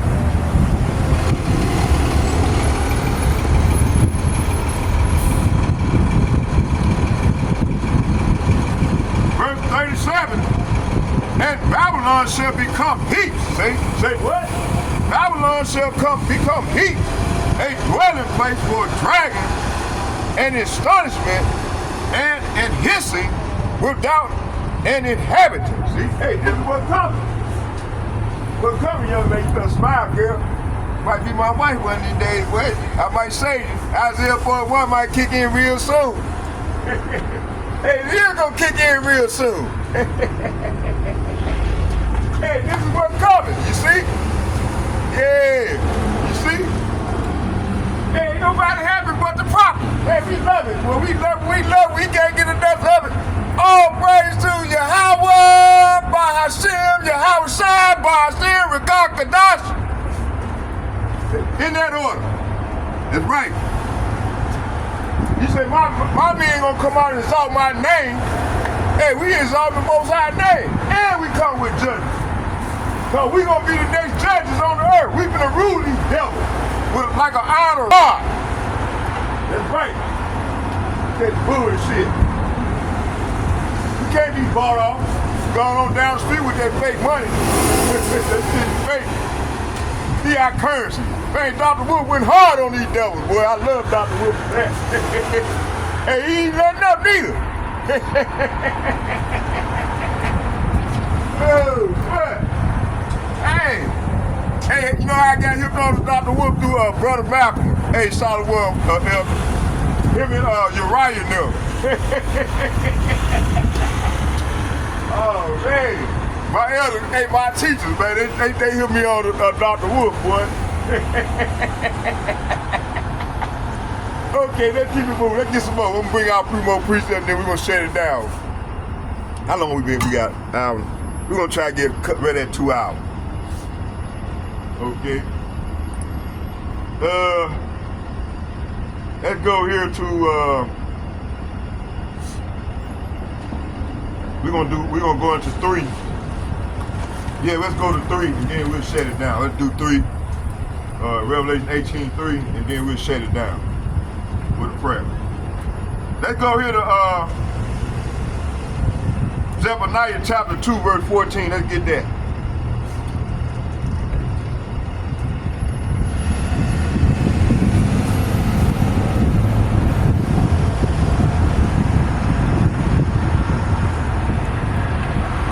Zephaniah chapter 2, verse 14. Let's start at 13. And he will stretch, say what? And he will stretch out his hand against the north and destroy Assyria. See? Hey, the Lord gonna destroy Assyria after he send them against America. The dragons of Arabia. After he send them against America, then he gonna come and destroy them. So that's how we gonna get it. Smile, boy. Isaiah 41 real soon, boy. You better, hey, you come for me. I got you. I'm gonna say. I need a little Zachariah running through here, boy. Like his dad, like his old man. You see? Yeah, look cute something, boy. Thick as a snicker, boy. Lord, forgive me, Lord. Hey, Lord, what I'm supposed to do with my line? With mine. Oh, man. It comes out of the woodwork, boy. They tired of these devils. They tired of their own people. They know this devil is. They tired of him. Hey, let me rub. Hey, I'm scared. Hey, you look at hey, you know, yeah, man. Get some more script. Let me see what was. Let's go, yeah, let's read all the way. Zephaniah chapter 2, verse 14. We're going to read the rest of the whole chapter. Zephaniah chapter 2.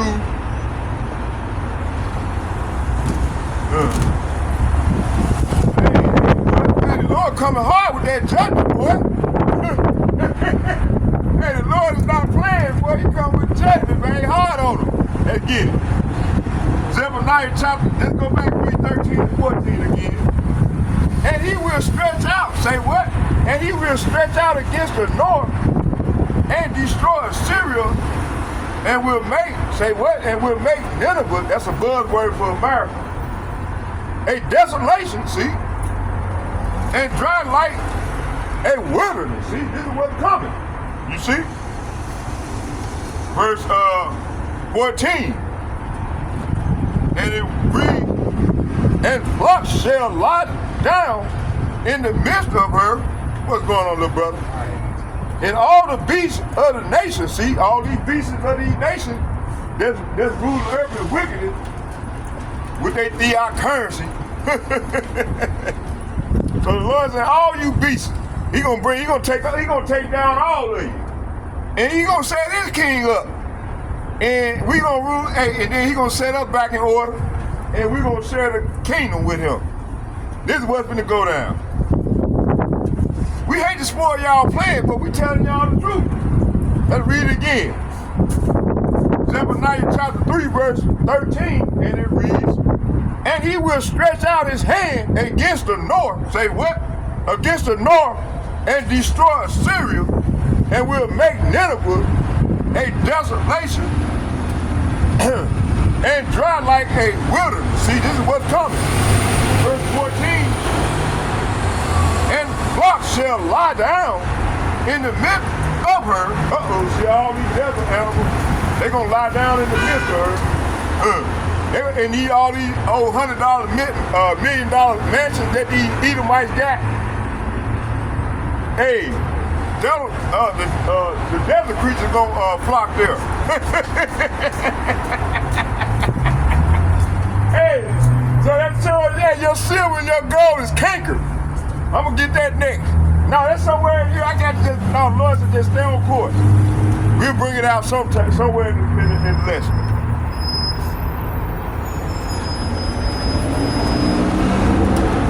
Verse 14, and the flock shall lie down in the midst of her, all the beasts, say what?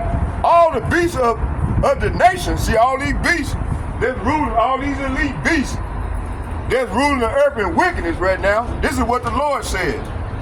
All the beasts of the nation, both cormorant and the bittern shall lodge in the upper lintel of it. Oh, this talking about them animals.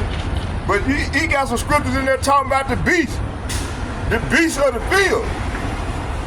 Talking about these devils. So this one right here is representing all the animals, the desert animals. They gonna lie down in this bitch. I thought, hey, you know, I forgot. I thought this was, I got happy. I thought this was the one talking about the beasts in the field, all the beasts. It says here. So Salafi, if I was incorrect on that, I'm correcting now. Okay. It said, and flocks shall lie down in the midst of her, and all the beasts of the nation, both small and cormorant, and bittern shall lodge in the upper lintel of it, and their voice shall sing in widow desolation, windows. Desolation shall be in the threshold, for he shall uncover the settled work. See? So 13 and 14 is saying, and Yahweh will strike the land of the north with his fist, destroying the land of Assyria. He will make it great, capital Nineveh, a desolate wasteland. See, talking about Esau Edom, they kingdom. You know, Nineveh is a buzzword for America.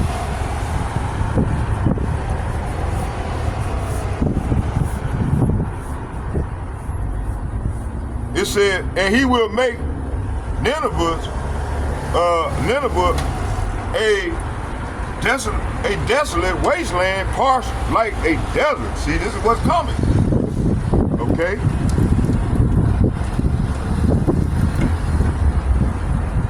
Okay, do we get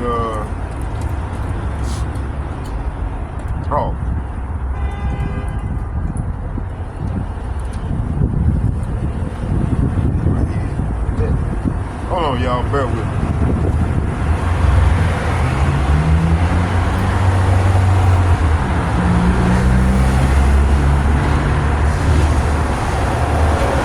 Oh, okay.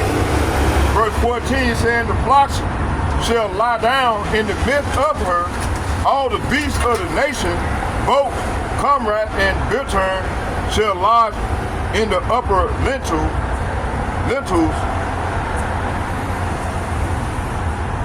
of it, and their voice shall sing in windows. Desolation shall be in the threshold, and for he shall uncover the settled work. Verse 15.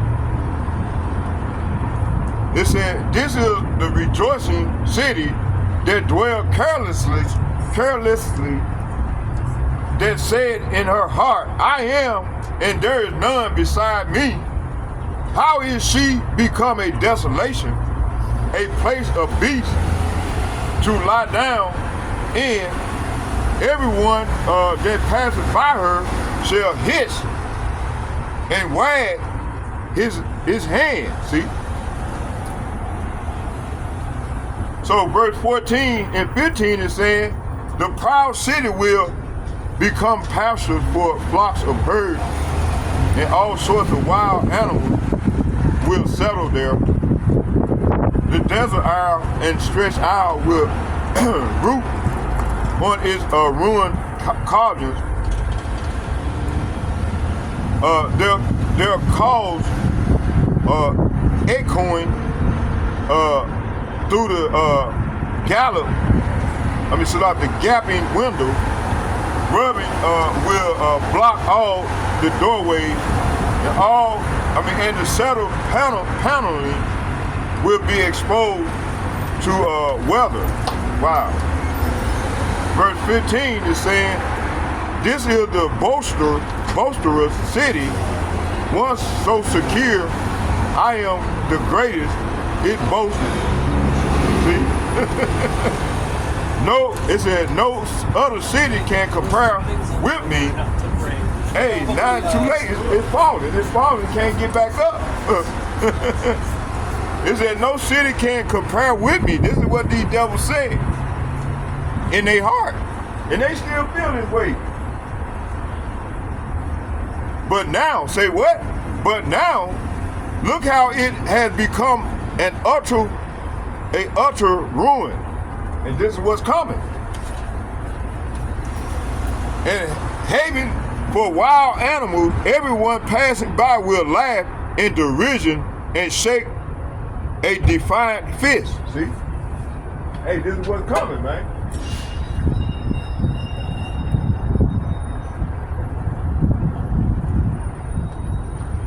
Let's get Revelation chapter 16, verse 13.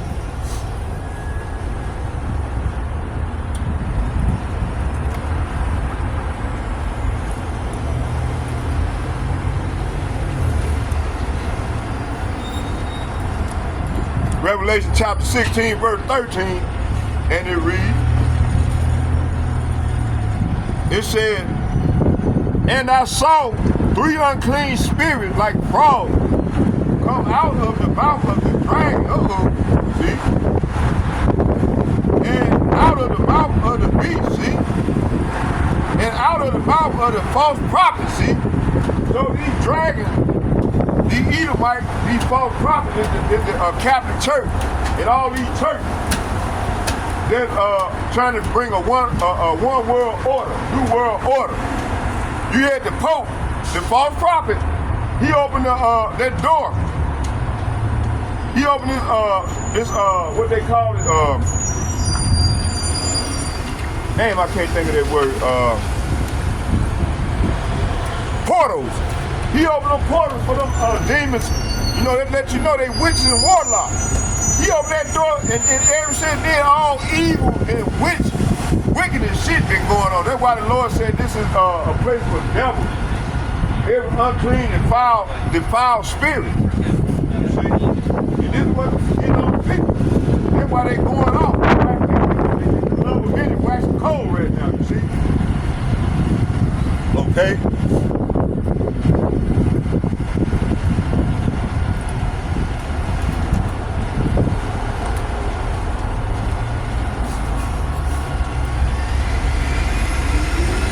I get another 30 minutes, man. Let's go. Let's go and get these last. Let's go to Revelation chapter 18, verse 3. Revelation chapter 18, verse 3. Hey. Hey.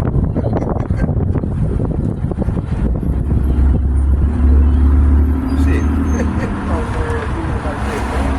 You put on a dress or something. She's showing it good. My wife, they gotta put on a dress. She's showing everything that you showing me. Yeah, don't come out of that shit. Okay, let's keep going here. Where was it? Yeah, we're going to Revelation 18, verse 3. Let's get Revelation chapter 18, verse 3. Let's get that. Revelation chapter 18, verse 3. Man, my feet is freezing up. I'm gonna try to bring out. I'm gonna try to get them done. We can go fast with it. Revelation chapter 18, verse 3. It said, "For all the nations have drunk the wine of her wrath, of her fornication, and the kings of the earth have committed fornication with her, and the merchants," say what? "And the merchants of the earth have waxed rich through the abundance of her delicacies." So, hey, this is talking about trafficking. Right, really. You know, this is talking about the trafficking. That's how they became rich.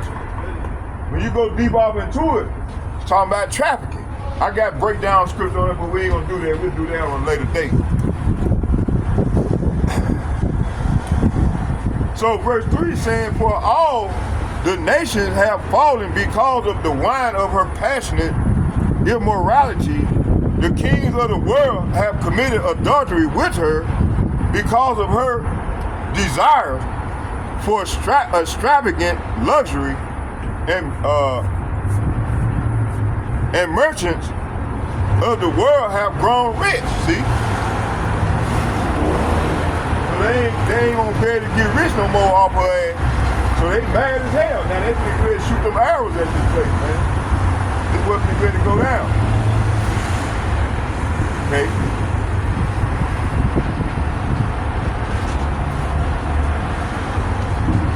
Let's go to Isaiah chapter 51, verse 7.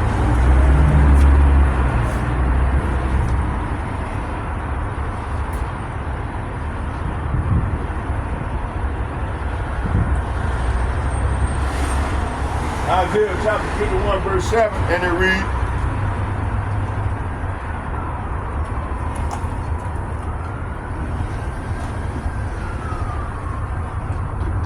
let's start at 6.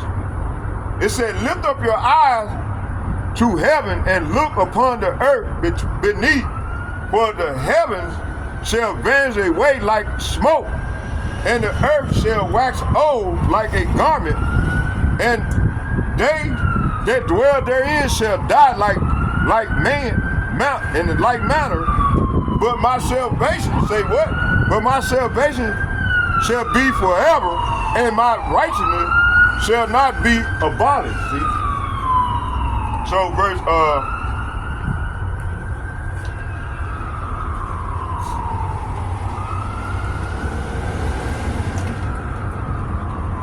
verse 6 is saying, Isaiah chapter 51, verse 6 is saying, "Look up to the skies above and gaze down on the earth below, for the skies will disappear like smoke, and the earth will wear out like a piece of clothing.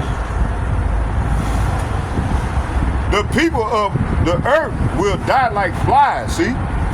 "But my salvation lasts forever. My righteousness," say what? "My righteousness rule will never end," see?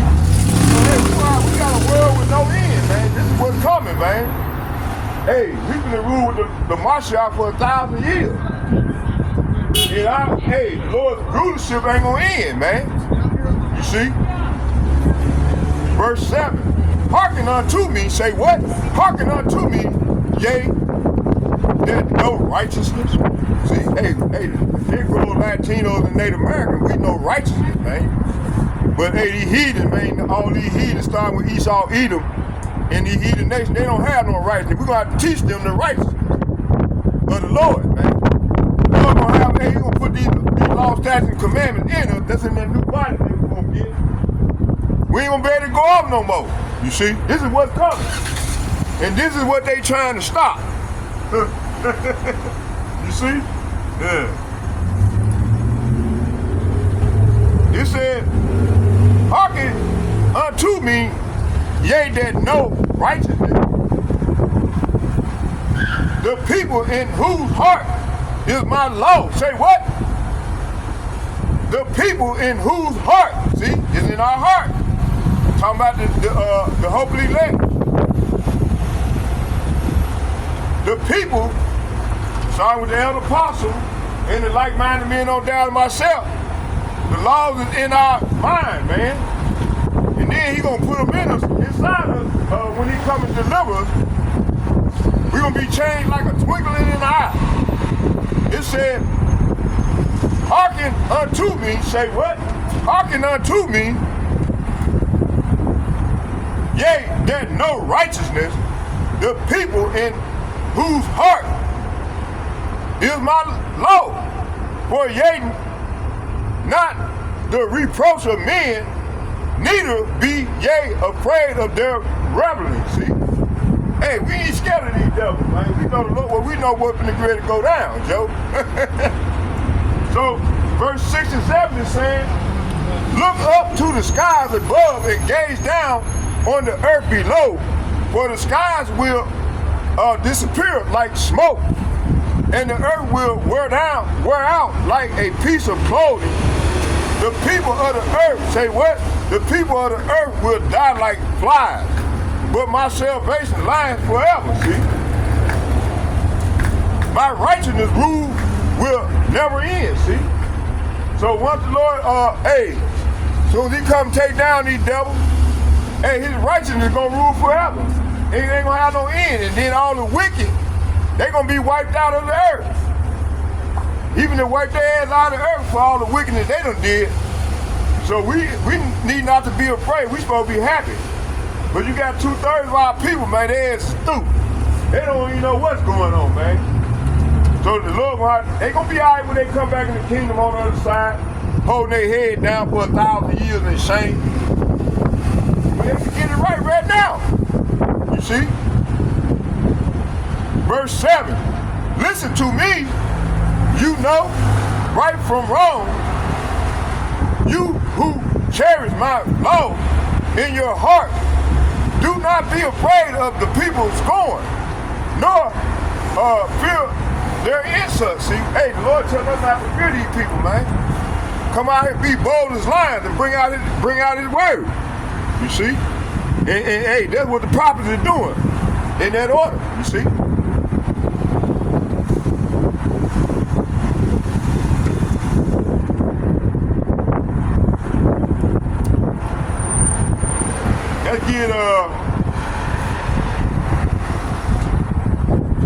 Let's go back to Revelation chapter 14, verse 8 and 9 again. So this is what we come into.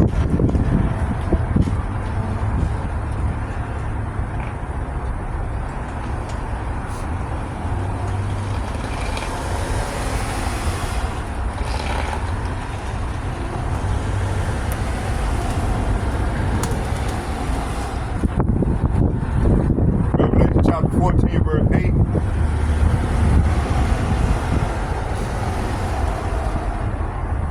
Revelation chapter 14, verse 8 and 9, and it reads, and there followed another angel saying, Babylon is falling, the great city, because she made all the nations drink of her wine in the wrath of her fornication. See? Verse 9, and the third angel, say what? And the third angel followed them, saying with a loud voice, if any man worship the beast and his image and receive his mark in his forehead or in his hand, verse 10, the same shall drink the wine of the wrath of Yahweh by Hashem Yahushua, which is poured out without mixture into the cup of his indignation, and he shall be burned, and he shall be tormented with fire brimstone in the presence of the holy angel and in the presence of the Lamb. See, hey, this is what's coming, man. You see? All right, let's keep it moving. Let's get a few more precepts and then we're gonna shut it down. Okay?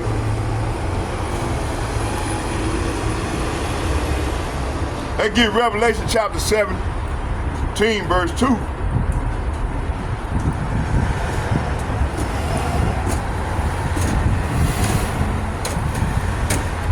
And it reads, with whom the kings of the earth have committed fornication, and the inhabitants of the earth have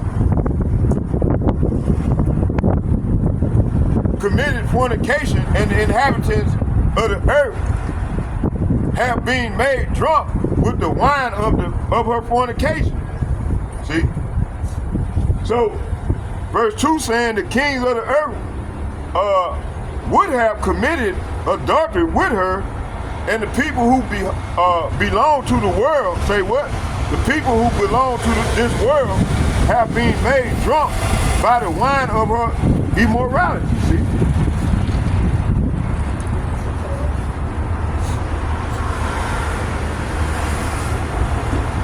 Revelation chapter 18, verse 9.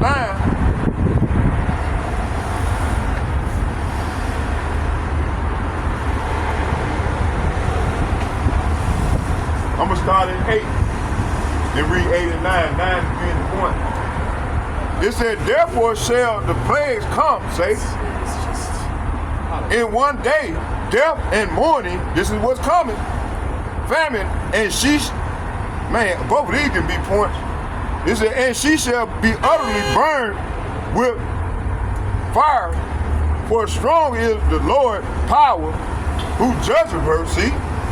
Verse 9, it says here, the kings of the earth who have committed fornication and lived deliciously with her shall bewail her and lament for her when they shall see the smoke of her burning, see? So these people gonna wail for this hoe.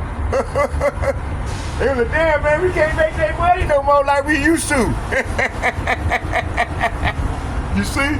Hey, we happy. But our people, man, they scared as hell. They better get on board, man, and repent. Verse 8 and 9 is saying, therefore these plagues will overtake her in a single day. Death and mourning and famine, she will be completely consumed by fire. For Yahweh, by Hashem Yahushai, Elohim, who judges her in is mighty, see? Verse 9. Verse 9, the kings, say what? The kings of the world who committed adultery with her and enjoyed her great luxury will mourn. Say what? And enjoyed her great luxury will mourn for her as they see the smoke rising from her charred remains. See? Man, it's hoping to get burned. And 2/3 of our people on the heathen finna be charred remains. Wow. Hey, for the devil, they gonna flip here. The Lord gonna say, come and enjoy my great barbecue that I have prepared for you. I think it's in Revelation 17 talks about that. In Psalm 18, I think talk about that. I think I read, but I think it's in 17. You see? Okay, let's get some more.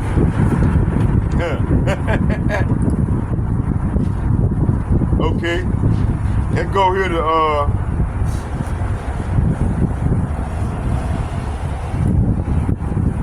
let's get Ezekiel 27.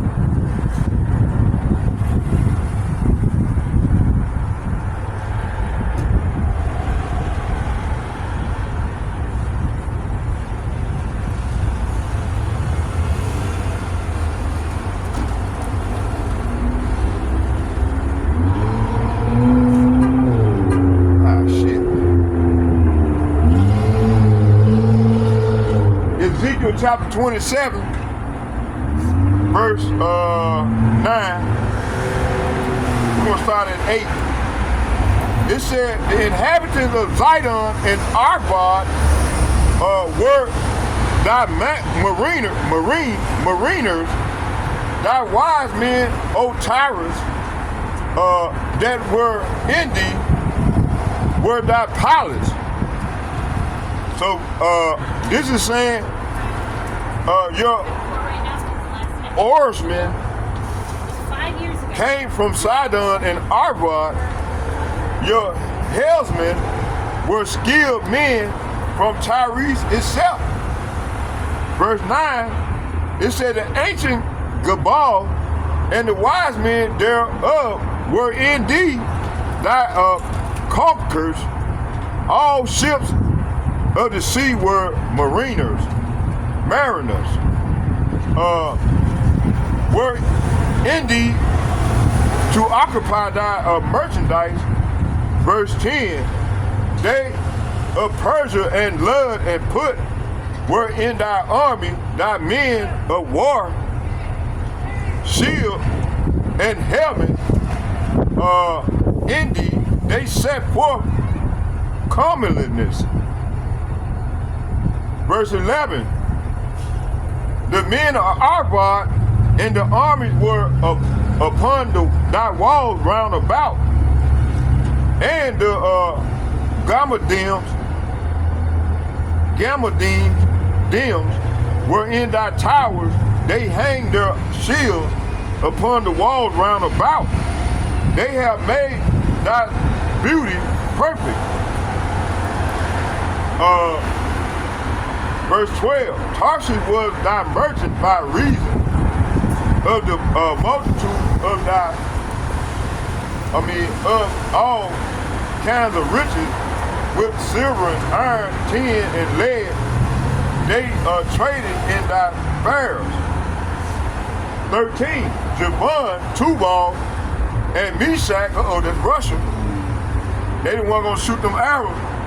They didn't want to lead the charge. Putin is Russia. It said Javan, Tubal, Meshach, they were thy merchants.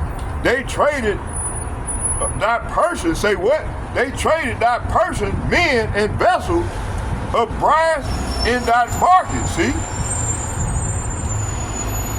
They of the house of Togarmah traded in fairs with horses and horsemen and mules. Hey, all these people back on the scene right now. They here to get judged. Okay? The men of Dedan were the merchants. Many Isles were the merchandise of thy hand. They brought thee for a present horns of ivory and ebony. Verse 16, Syria was thy merchant by a reason of multitude of the wares of thy making. They occupied in thy fairs.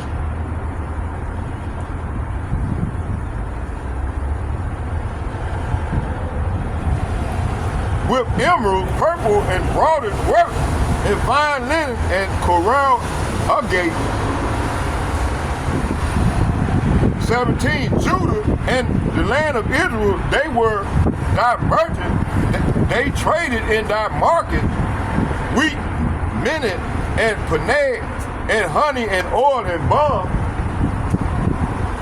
Verse 18, Damascus was thy merchant in the multitude of the wares of thy making, for thy multitude of all riches in the wine of Hebron, and white wool.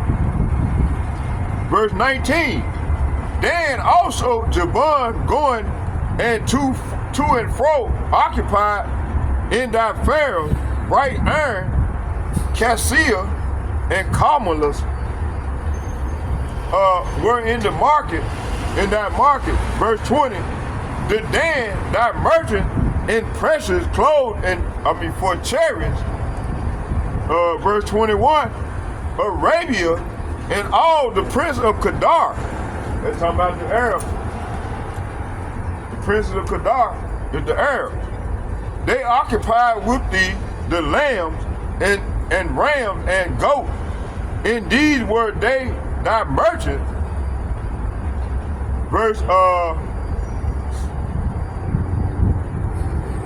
the merchants of Sheba, Ramah, they were thy merchants. They occupied in thy fair with sheep of all spices with precious stones and gold. Verse 23. Haran, Canaan, Eden, and the merchants of Sheba, Ashur, and Shilma were the merchants. Verse 24. These were the merchants in all sorts of things, in blue clothes and broader work, and in chests of the rich apparel, bound with cords and made setters among thy merchandise. Verse 25. The ships of Tarshish did sing of thee in thy market, and thou wast replenished and made very glorious in the midst of the sea. See? Okay?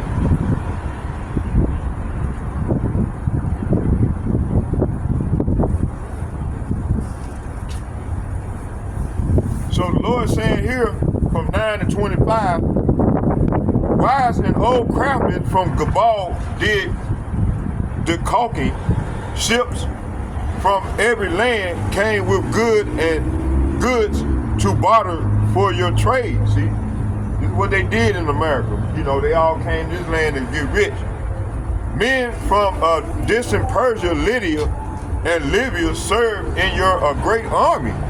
They hung their shields and helmets on your wall, giving you great honor. Verse 11, it said, men of Abar and Halik stood on your walls, your towers, with manned by men of Gamad. Their shields hung on your walls, completing your beauty. Verse 12, Tarshish sent merchants to buy your wares in exchange for silver, iron, tin, and lead. See? Merchant from Greece, Tubal, Meshach, bought slaves, the article of bronze and trade with you. See? From Togarmah came riding horses, chariots, horses, mules, and in exchange for your goods. Merchants came to you from the Dan, numerous coastlands, with your captives. See? They bought paper and heavy tusk and ebony wood. Syria sent merchants to buy your rich variety of goods. They traded turquoise, purple dyes, embroidery, fine linen and jewelry, and coral rubies. Judah and Israel traded for your wares, offering wheat from Minnit, figs and honey, olive oil and balm. 18. Damascus sent merchants to buy your rich variety of goods, bringing wine from Hebron and white wood and Zahar. Greeks and Uzal came to trade your merchandise, wrought iron cassia, and fragrant calamus were bartered for more wares. Verse 20, the Dan sent merchants of trade their expensive saddles, blankets, with you. Arabians and Prince of Kedar, talking about the Arabs, sent merchants to trade lambs and rams and male goats in exchange for goods. Verse 22, the merchants of Sheba and Ramah came with all kinds of spices, jewels, and gold in exchange for your wares. Verse 23, Haran, Canaan, Eden, Kamar made with their merchandise too. Verse 24, they bought choice fabrics to trade blue clothes, embroidery, and multi-colored carpets rolled up and bound with cords. Hey, they still got that going around right now. You know, in some of the Arab shops. Verse 25, the ships of Tarshish were your ocean caravans, your island's warehouse was filled to the brim. See? Okay?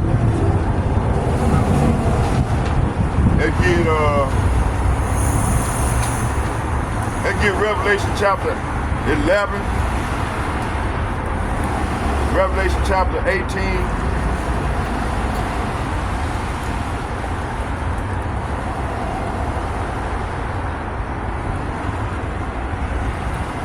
Revelation 18.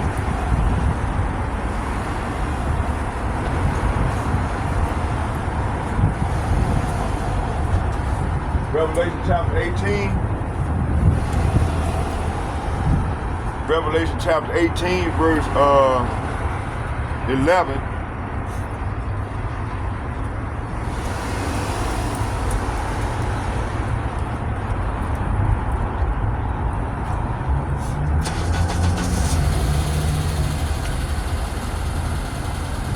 And it reads, the same merchants of the earth shall weep and mourn over her, for no man buy her merchandise anymore. See, that started right now. Everybody going to the bricks. So the Lord is saying here, the merchants of the world will weep and mourn for her, for there is no one left to buy their goods. Hey, this is what's going to get to go down.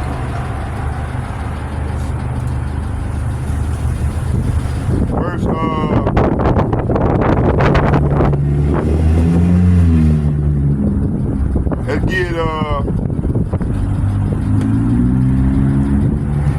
let's get 15, 19, and 23. 15. Verse 15. It said, the merchants of these things which were made rich by her shall stand afar off for the fear of her torment, weeping and wailing. See? Let's jump down to 19. And they cast dust on their heads and cried, weeping and wailing, saying, at last, that great city wherein were made rich all that had ships in the sea by reason of her coastliness. For in 1 hour, say what? For in 1 hour, she is made desolate. This is what's coming, man. This bitch gonna be made desolate in 1 hour.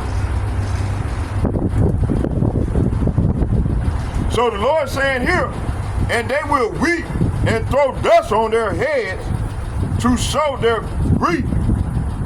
And they will cry out, how terrible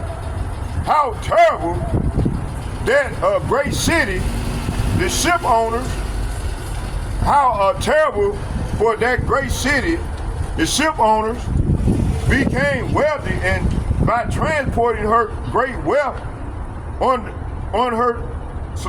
the seas, in a single moment, it is all gone. So this is what's coming. And jump down to 23. It says, and the light candle shall shine no more at all in thee, and the voice of the bridegroom and of bride shall be heard no more at all in thee, for thy merchants were the great men of the earth. Talking about these elites and these international bankers. banking family. It said, for thy merchants were the great men of the earth, for by sorcery, see, this is sorcery. Starting with that damn Pope and these elites. They worship Satan from the left-hand side, okay? All nations were deceived, see? Hey, come on, let's finish this thing on off, man. I'm almost done. I'm about to shut down. Let's try to get it done. Let's get 1 Timothy chapter 5, verse 11.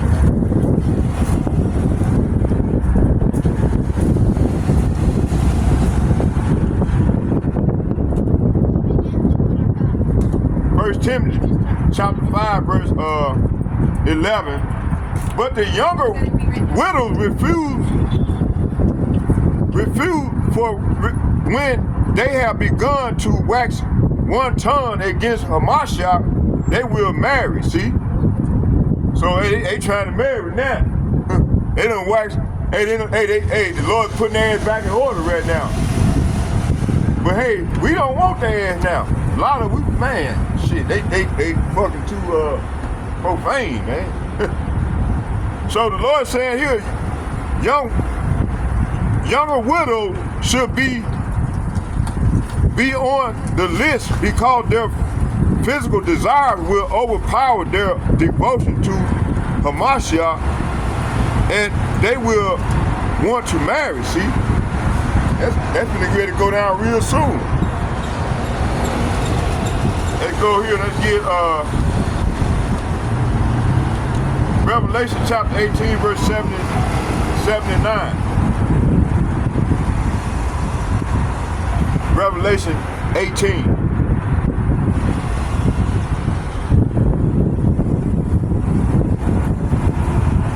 Revelation 18.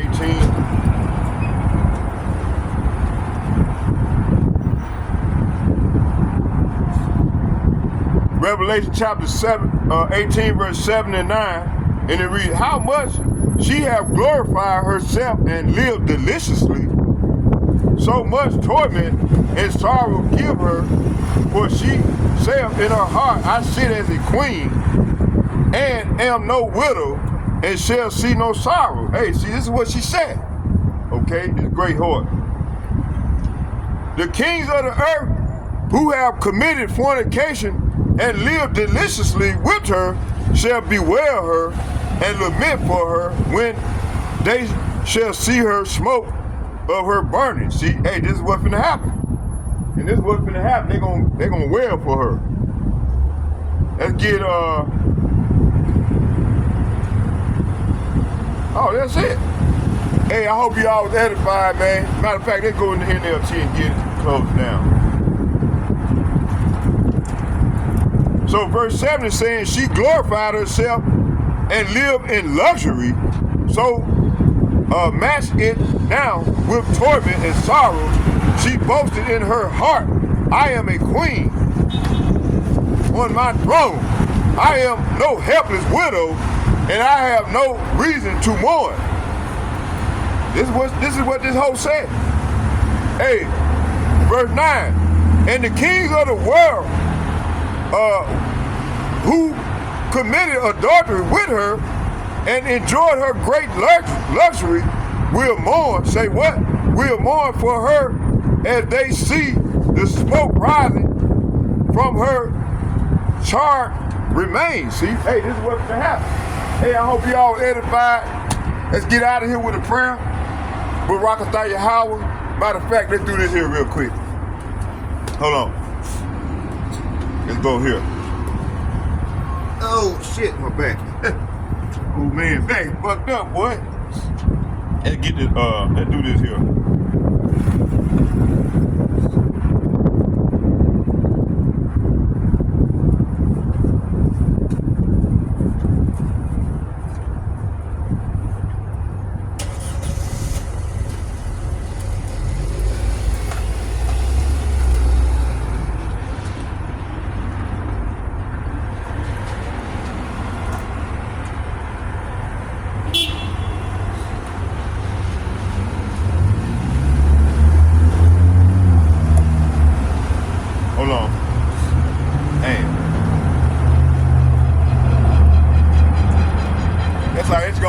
praying, I open it with the prayer, the curse prayer, Isaiah 37.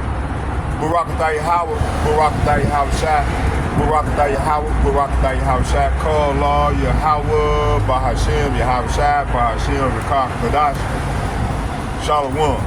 And second foremost, I'd like to give double shouts and double honor to all the elder apostles from GMS who rule well, and also the men of valor. These are my teachers, that's who I've been learning from for over the last 10 years. My elder apostles from GMS and Greater Millstone, I like to say the elder apostles and bishops. And I like to say double honors to you all, and Shalom, may Yahweh Ba'ashem, Yahweh Shai bless you all for your services. Couldn't have did it without you. I'm still learning from you, brother. And second, I'd like to give Shalom to all the like-minded men on down as myself. I like to say Shalom, Shalom, Shalom. May Yahweh Ba'ashem, Yahweh Shai bless us all as we go further off into this great tribulation. Shalom.